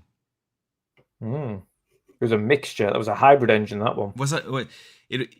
It was also like an in-house engine from Asobo, but apparently it was a different engine that they used for A Plague Tale.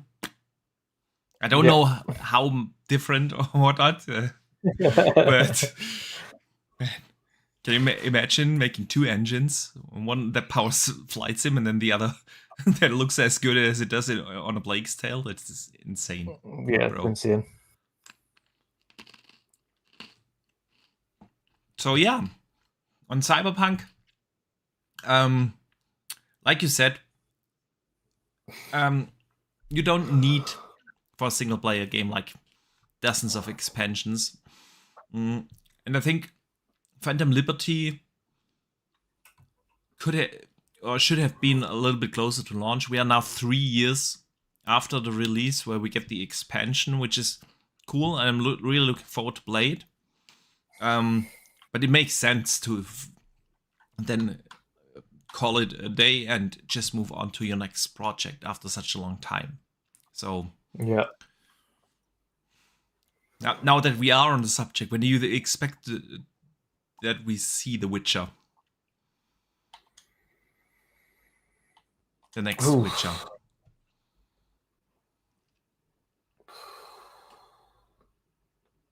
26 or 27.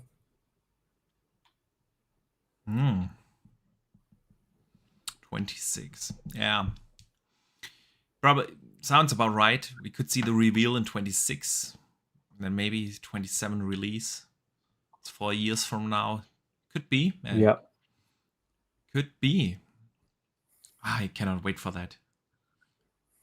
It's no secret that I consider The Witcher 3 to be the best game ever made. So, Yep. Yeah, another game that got a big preview this week and coming really soon, man, is Alan Wake 2. Have you? Yes. Obviously, you have seen that, and so Alan Wake 2 coming out now in October, only I think 2 weeks from now, and we got a couple of infos coming out of the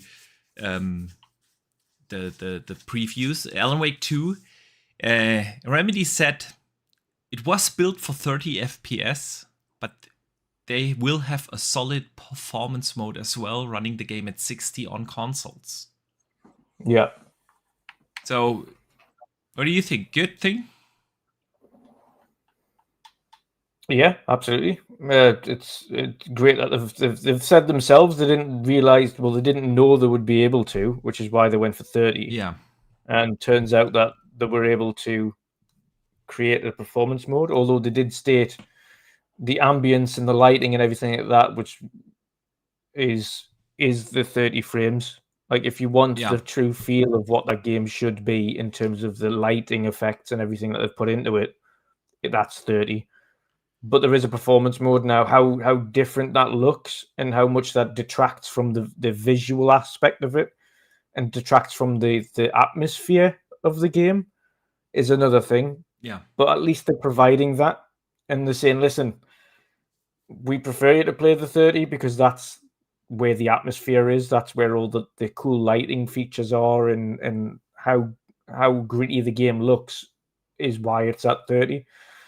But we've got a 60 frames mode, and we'll talk about the details on that. But to me, that sounds like that's for those that are really concerned about performance, then they'll play the 60 frames mode. But it sounds like it's going to severely detract from the actual lighting that they've put in there.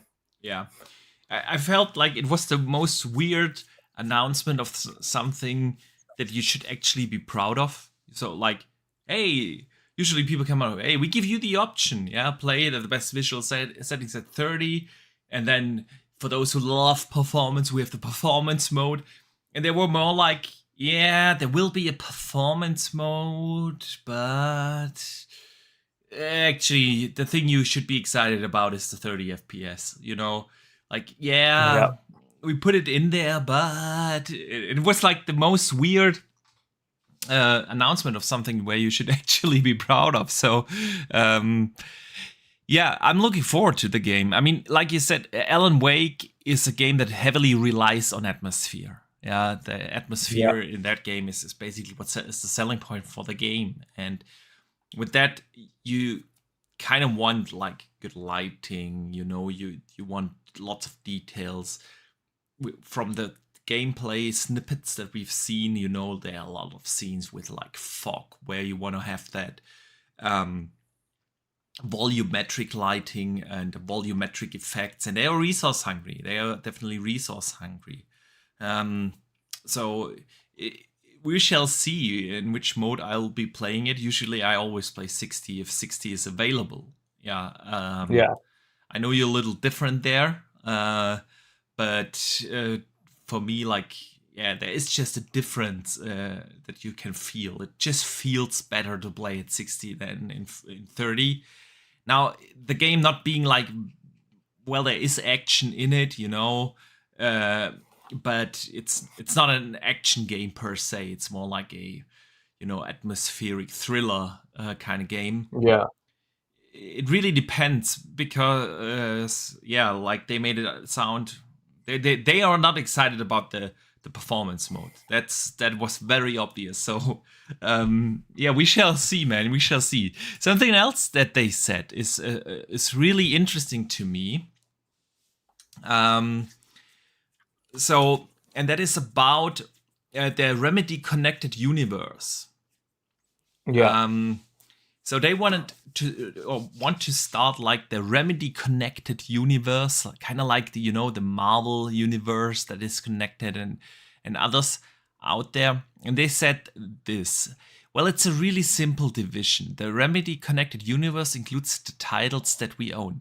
So Control and Alan Wake.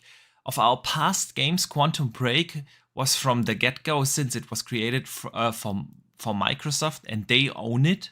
And Max Payne, after the first game, we sold that IP to Take-Two and Rockstar. So we don't own that either. So those games, Quantum Break and Max Payne, are not part of that connected universe. But the games like Control and Alan Wake, they are now sharing a connected universe. They also talked a little bit about possible future new IPs, because we know they've announced that previously that they actually work on 3 different major projects. One of them is now Alan Wake 2 coming out really soon. So that maybe other titles will join that connected universe. So what do you think, man? Remedy making that connected universe, is that a good thing? It doesn't really affect me, to be honest. It's like every now and again they'll put like a hint in one game that refers to another game, but that's about it. Like for Uber fans that go deep into the lore of things and stuff like that, that'll interest them, but I couldn't care less. You make it sound like you're not the biggest Remedy fan there. Have you played the previous games? Yeah. I enjoyed Alan Wake as well. Really enjoyed Alan Wake, but enjoyed Quantum Break. Despite that getting mixed reviews, I really enjoyed Quantum Break. I didn't play Control, but Control was never one that I was very interested in the first place. Max Payne was great. Loved Max Payne, but I mean, Alan Wake's cool, but I was never the biggest fan of Alan Wake. I thought it was a good game.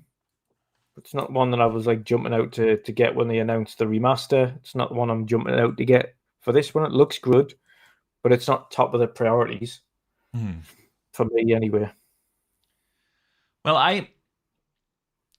I'm actually a big fan of Remedy. I still think that Max Payne was their best work.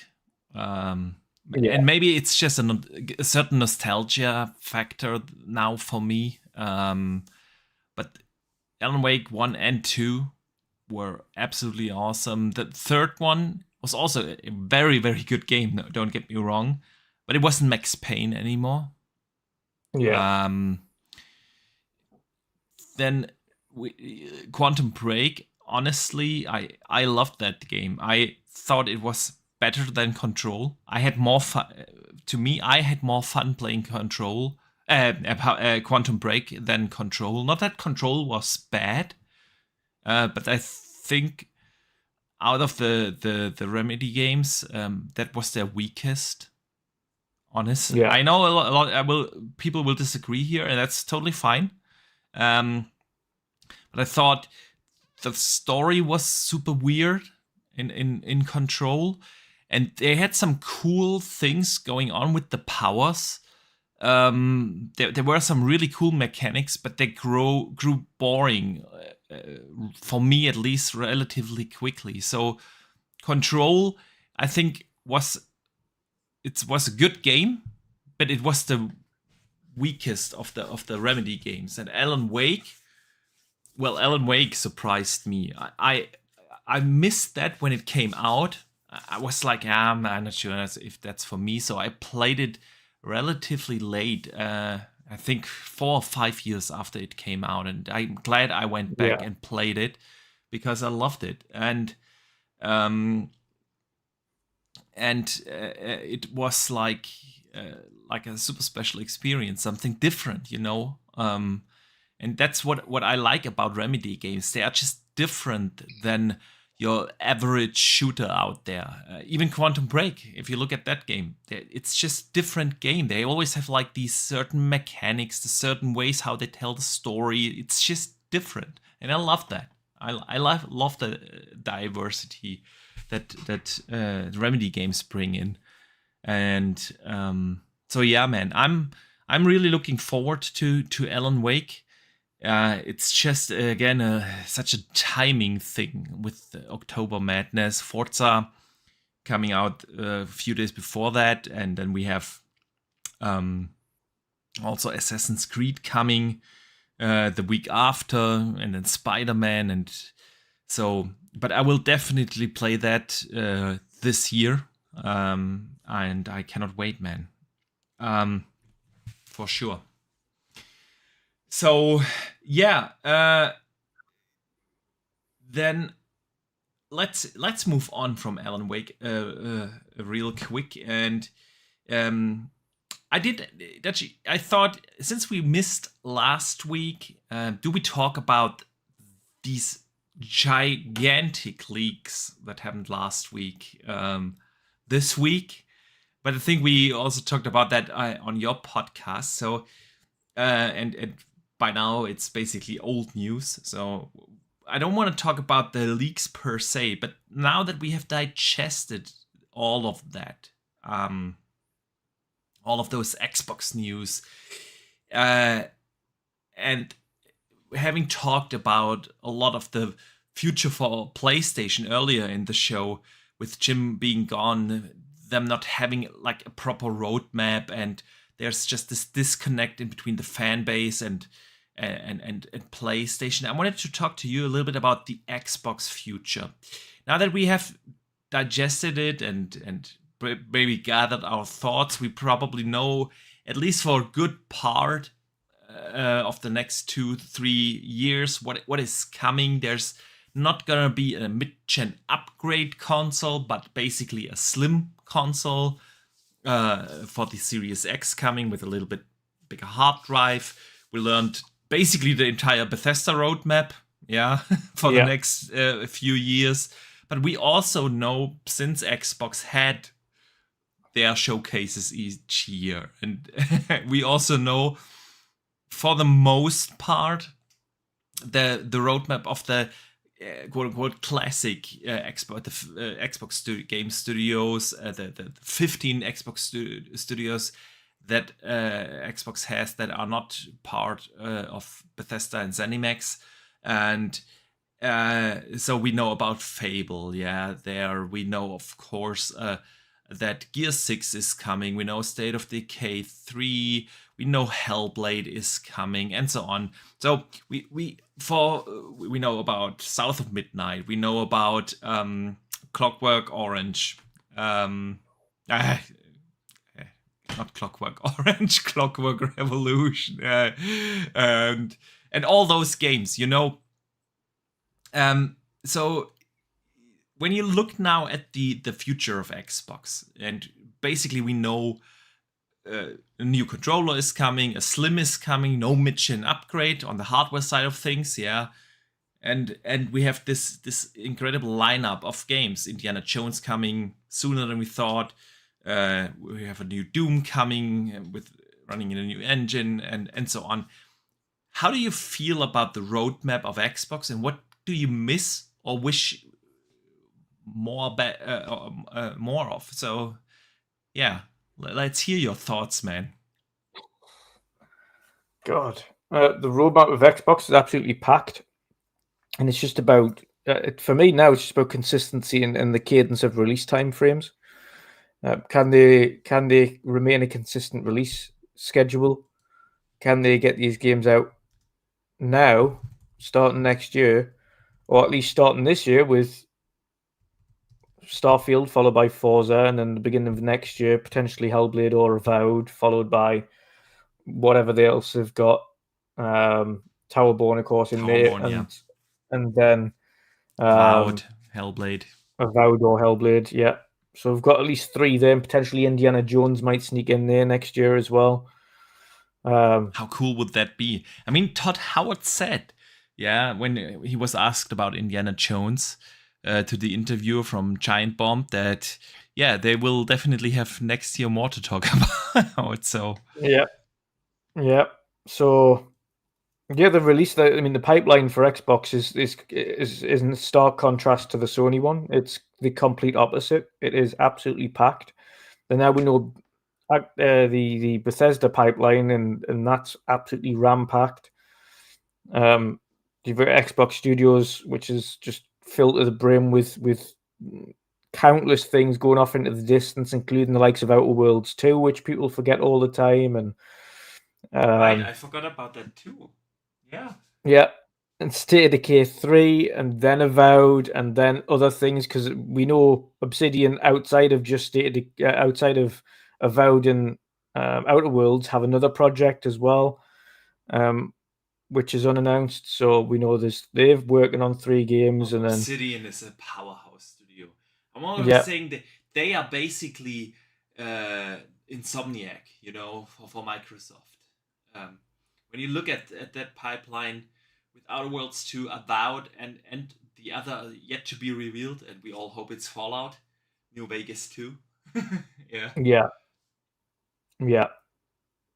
But overall, I mean, yeah, it's hard to think of anything that needs added to that pipeline that they've got coming. I do They've agree. got On the game side, I do agree. How do you feel about the hardware? Are they set up for the rest 6 years or 5 years that we have left in this generation properly? I'm still in the position that I don't think they've used or utilized what we have anyway. I really don't. I don't think they're anywhere near touching these consoles, and that's mainly down to the setbacks they've had, but also I think Microsoft's setback with releasing the console and releasing the tooling in order to make the most of these consoles in the first place. So I think they've set themselves back a little bit there. But I think with the likes of Fable and Hellblade and Avowed, etc., and even Forza, that's when we'll start to see the tech of Xbox really showing itself off a bit more. Specifically, the likes of Hellblade and Fable. I think they'll really showcase what the system can do. And this going forward, having a Slim, not having a Pro so far. So far, they could end like 2 years prior to the gen ending, have a Pro, which they did last time with the One X. Well, that was 4 years before the new console came out. Was it? It wasn't 4 years. No, was 3. It? 3 years. 3 years. 2017. Yeah. PlayStation was 4 years. If you got a refresh console next year, you've still got another 4 years on top of that, at least until the gen ends. So you could see a Pro model come in after that, because you have to think about this as well. They had the One, then they had the One S, which was the slim one, and then they had the One X, which was the Pro one. What they've done this time, however, is because they've got two SKUs with the Series S and Series X. One's a more powerful, one's less powerful. Both play the same games. Is that they've just made it a little bit more difficult for themselves to create that Pro model and deciding which one gets a Pro. But I think they will potentially look at doing a Pro model before the gen ends, for the last 2-3 years, and then they'll move on to Gen 8 or Gen 10. I'm not sure, man, because if you would decide today to do a Pro model, actually, you would still need like 3 to 4 years until that is ready. And if you don't have it in the pipeline already right now, and since basically the entire pipeline leaked, I don't think that they can squeeze in. You don't do that a year. No, of course not. Before the next gen actually starts. So to me, it really looks like unless there is really a hidden project that was simply not on the in the presentation that leaked. But even have to have a look at like the Bethesda leaks. It was a leak, but at the same time, it was well outdated. Well outdated because Indiana Jones was scheduled for 22 on there. That is true. That is true. Although the hardware pipeline was from early 2022, I think it was March or April. So Yeah. that one wasn't too old. It's so basically a good year old, 1.5 years old. So yeah, if they didn't have made the call like really right after they submitted those presentations, there's no way that they can build that thing, because making a new chip takes you like 3-4 years. Yeah, so Yeah. it kind of looks to me like they are not going for that this gen, and I'm still not sure if it's really a good idea, because if Sony comes out with that Pro model, yeah, you will fall behind on the hardware narrative or performance narrative for the rest of the gen, and probably won't matter if Sony doesn't start to release games that people are actually excited about, because who cares if that Foam Stars is gonna run on a more performant PlayStation, if that's the kind of games we're looking forward to, obviously. But at some point, I think we will also see certain PlayStation games come again. I mean, we know that Naughty Dog is working on something. We know that Platinum is working, Bend is working on something. So there are some games that could potentially be like the games we want from PlayStation. But who knows when they will be released? If they are going to release like at the very tail end of this gen in 2027, I mean, then it also will not matter. I mean, then of course there's the third party discussion to be had. Yeah, and it really depends on how much more performant the PS5 Pro really is. So it's only. But not only that, but we spoke about this yesterday. There's still going to be hammered, regardless how more powerful it is. It's still going to be hammered by the fact that it's going to have technical parity. Do you think so? If a Pro, it's a going to be in PS, contracts for third parties. For third party games, it's going to be in the contract. It always is, regardless of what they try to do. It will be. It'll be, of course, it'll run a little bit better, but it's not going to be substantially to the point where it's like, oh my god, that's unbelievably so much better on PlayStation 5 Pro. It's not, because of technical parity.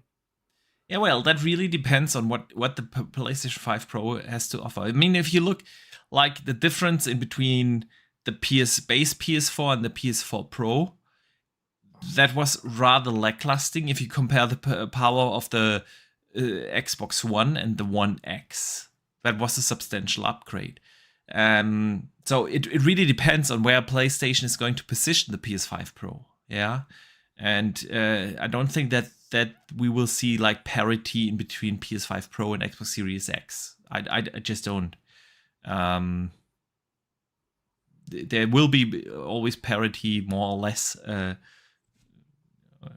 leaving out the occasional frame or the occasional pixel benefit on the one or the other side. But right now, what we see is basically parity in between PlayStation 5 and Xbox Series X.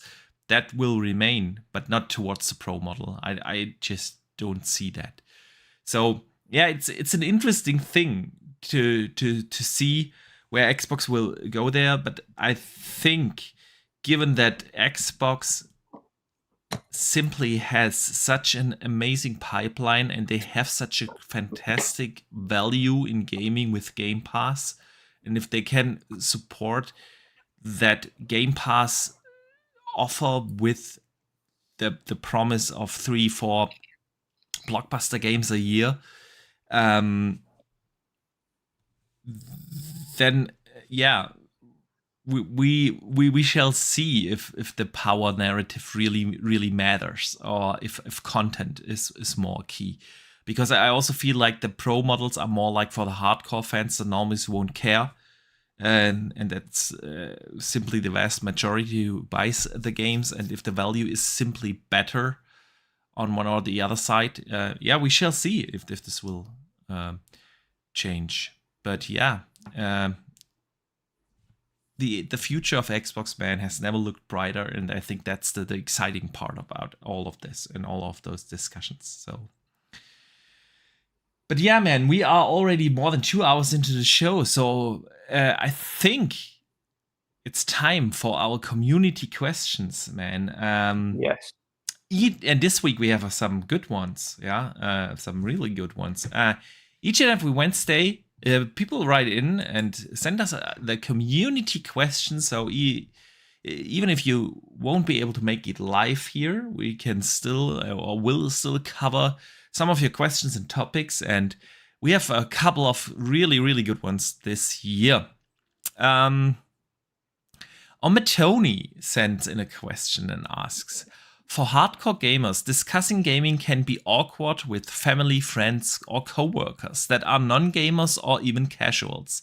What are some games that you've used or recommend to show how fun and amazing games are today? I find myself showing off artsy indies.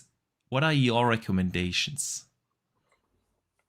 Yeah, I wouldn't go too far off saying artsy indies as well, to be fair. I'm gonna have a look down my list on some of the ones that I would put in there that I absolutely loved. And one of them was, and I keep forgetting the name of it, the game with the guitar, the guy with the guitar. Hi-Fi Rush? The indie game. No. The indie game. Yeah. I know. The Artful Escape. Yes. Yeah, absolutely. Artful Escape would definitely be one of them. That's Definitely actually a one of the good ones that I would- recommendation. Yeah, 100%. And you've got to think, and this is what you've got to show off when somebody's asking you why you're a gamer and things like that. It's the soundtrack, the art style, the story that it tells. Like, there's a few things like that you need to go around and think about, and games like that is what you would show off to people. Maybe it's even Ori. Ori's just a beautiful game, tells a beautiful story. So yeah, it would be those kind of recommendations that I'd make as well. Be indie games. It wouldn't necessarily be a big triple A's. Interesting. Yes, I would show off things like, naturally, I would show off things like flights, and we'd be like, oh, do you want to go and visit your house in like real time? Or do you want to fly through a thunderstorm or something wild like that? And it's the entire planet. Like, you can go anywhere and you can fly anywhere in real time. Like, that's the game I'd show off. And again, things like the likes of Forza and things, you show off the beauty of the cars and the simulations and things like that. But a lot of indies, yeah, 100%, a lot of indies. Maybe it's even Ni no Kuni. Again, another beautiful hand-drawn kind of art style there. That I think everybody loves. So, yeah. What about you? I'm different there, I think, because if you know, someone who doesn't play games usually wants to see what, and maybe has played some games in their youth 20, 30 years ago, and played some Mario when he was a teenager, or I don't know, and it is now, oh, you're still playing video games, and you know, these kind of awkward discussions that he's referring to. I think we all have them, yeah, in the workplace, in the family, or whatnot. My mind does not necessarily go to indies, because as much as I love indies, usually what indies do is they have certain, you know, very unique, you know, gameplay mechanics, like the Artful Escape. That's actually really a good recommendation, because it's super easy to get into. But usually, you know, when I think about some of the indies I loved, like Hollow Knight and like Death's Door and such games, I would not necessarily recommend those kind of games to someone who is just not familiar with gaming. So my mind automatically goes to like more AAA bangers, something that looks gorgeous, something that is fairly easy to get into, not too complicated mechanics. So I would never recommend someone who is not into video games to start off with The Witcher. Like that, if you're not a gamer at heart, you will find it very hard to get into The Witcher because it's simply a complex game. Yeah, you have to understand like RPG systems. You have to understand the open world. It's just a massive game, and so I tend to either recommend something easy to get into, like a racing game. Yeah, like you mentioned, Forza Horizon 5, for instance. I think super easy to get into. Everyone can automatically understand what you need to do, and it looks fantastic. And games do not look like Super Mario World on the Super Nintendo anymore. Or some easy to get into, like action adventure kind of games. So, for instance, I feel like a Tomb Raider, or even something like a Plague Tale, or an Assassin's Creed is something where you turn that on and that's what games look these days, and they tell actually like better stories than most movies or TV series. And I think that is for someone who's not familiar with gaming, probably better to get. But I love the recommendations, man. Artful Escape. Now I want to play that again, bro. Yeah.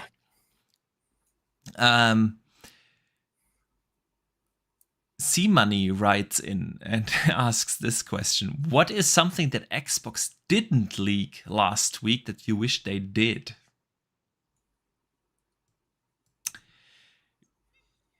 If I go first, I think I mentioned that. Yeah, I kind of want the mid-gen upgrade. I just do. I'm selfish here, and I want a new powerful console every 4 years. And I'm not ashamed of it. So, yeah. What about you, man? I don't really have. I mean, they've leaked pretty much everything, and we know they're like the game pipeline, so it's hard to know what they haven't already announced / leaked at this point. Yeah. There's nothing there. There's really nothing. I mean, they didn't leak the roadmap for the 15 Xbox game studios. Yeah, but we kind of know what they're working on. Yeah, that's true. That's so true. So it's hard. See, money. I'm sorry. It's really hard because at this point we kind of know everything. It's like this is the issue with Microsoft being largely very transparent with everything that they do.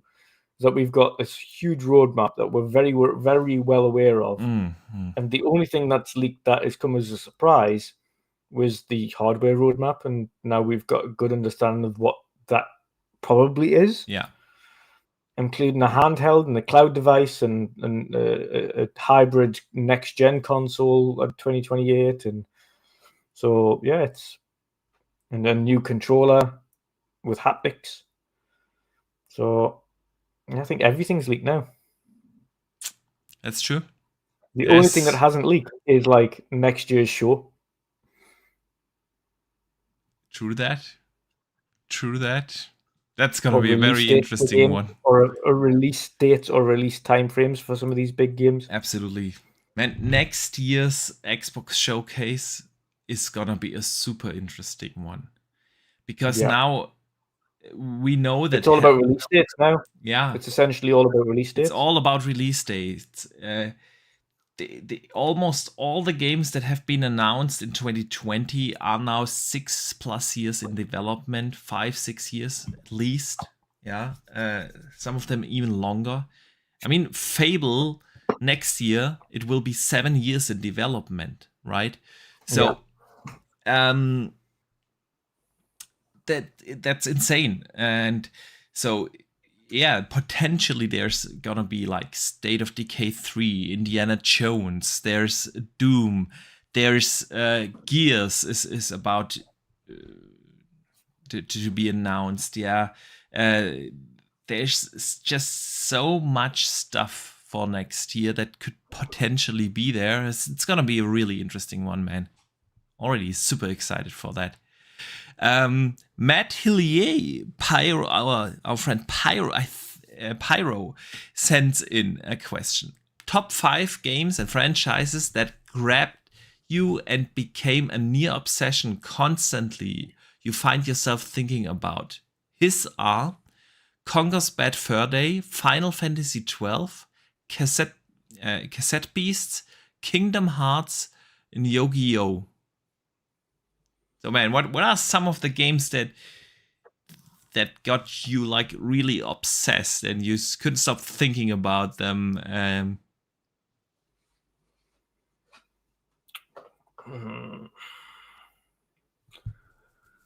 When I was younger, Final Fantasy IX, absolutely obsessed with that game. Utterly obsessed with that game. I'd come in from school every day and just jump straight on it and going up to the bedroom and play Final Fantasy IX, and then get up the next day and then go to school, come back, straight back on Final Fantasy again. That would be it, like on repeat. Originally playing Age Online when I was adding mods and things in, and you were playing this modded game mode called Castle Blood. And I used to play that all the time online when we were using ADSL, so dial-up internet, online gameplay. So that's one of them. Monkey Island is one of them that like stays with me, and it was like an obsession originally. And then more recently, the likes of Starfield and Hogwarts have been obsessions. Like, if anybody who knows me, when Hogwarts came out, I played that game to death. Like within the first week, I 100% the game. Yeah. Smashed it. Loved it. Literally didn't come off that game. I remember, man. You were nowhere to be seen, except the occasional stream. Yeah. Yeah. So it was at least a life sign from you, man. Yeah.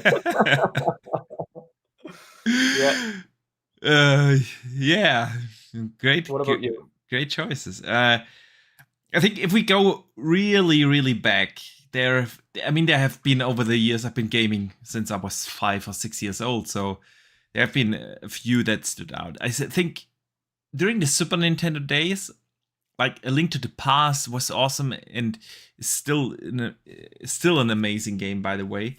But there was one Super Nintendo game that was called Secret of Evermore. I don't know if you've ever played that. Yeah. And it is, I have only 6 games that I consider 10 out of 10.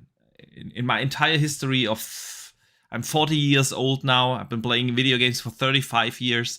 There are only like 6 games that to this day I consider a 10 out of 10. And Secret of Evermore was one of those. And I remember being like, I don't know, 10, 11 years old.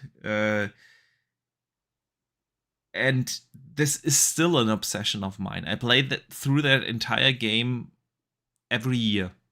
Once a year, I play through the Secret of Evermore. I've been doing that for, 30 years now. And this was and still is an awesome game. That was definitely one of my early obsessions. Then there was GoldenEye. GoldenEye was like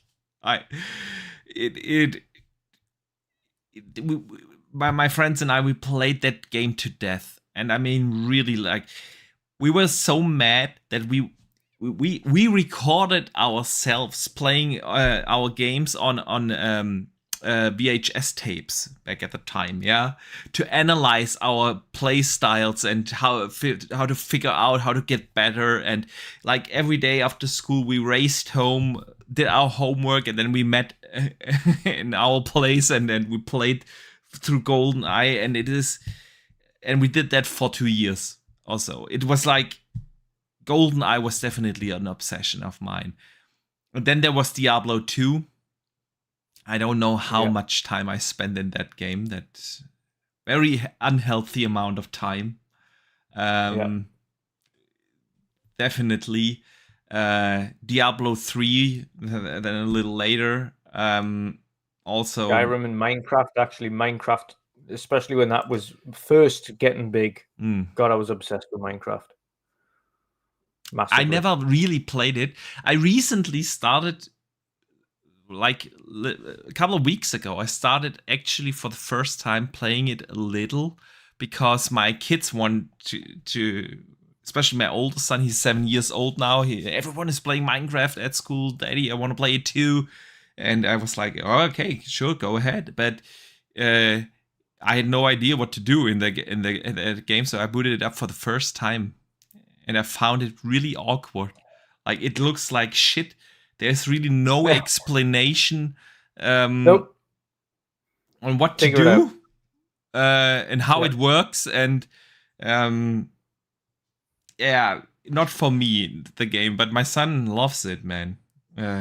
Now he doesn't stop bothering me. He wants to get all the Minecraft Lego as well, so thank you.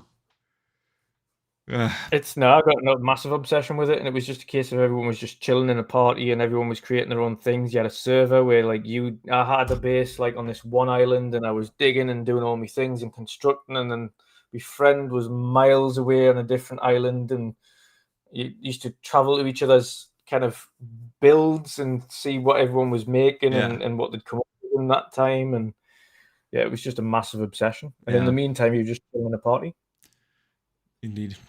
Yeah, well, to each their own. I never really got into that. So, and of course, in recent years, H4, massive obsession. It's still, I haven't played H for, I don't know, 6 weeks, 7 weeks or so. And last week, I actually booted it up again for the first time in 6 or 7 weeks. And I could really feel like, okay, I'm totally out of practice, man. Like, you know, you basically, when you play it obsessively like me, you have your 2-3 favorite civs, and you know every build order. Like the first 10 minutes of a game, you basically know exactly what you do. Yeah, with like every worker that comes out and every click you do, basically, it's just you have that down. If you don't have that down, you're not gonna be playing in the diamond or platinum rank league. Yeah, and it was like really okay. Shit, what was that? Okay, like okay, I remember. But if you have to think about certain things, you're just not fast enough. So I really noticed that I dropped out of my practice routine. So it's still super fun though.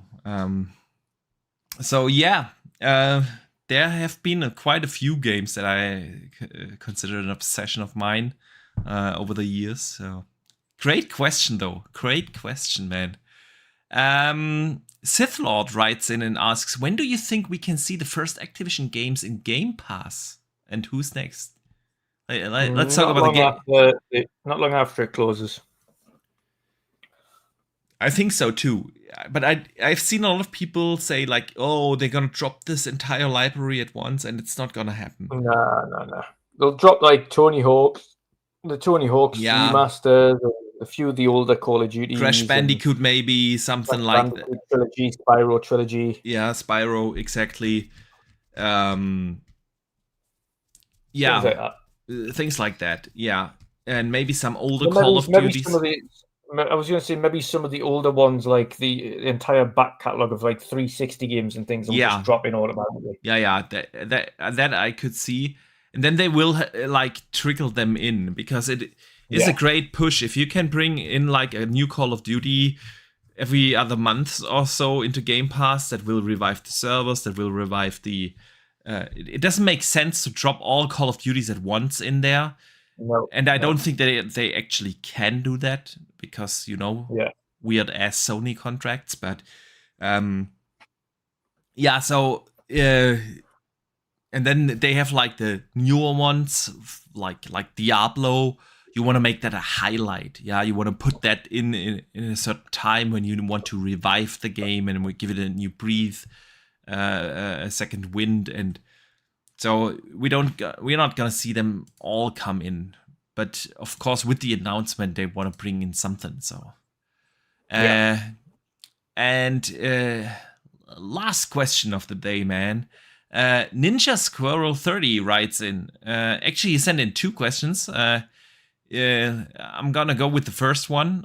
Which Activision Blizzard King PC games are you most hopeful for to get a console version to impact the Xbox ecosystem the most and offer millions the chance to play who don't own a gaming PC? Yeah, just World of Warcraft. Yeah, what else is there? StarCraft, maybe. Yeah. Okay, StarCraft. But that does have a console version, right? I'm not sure. I'm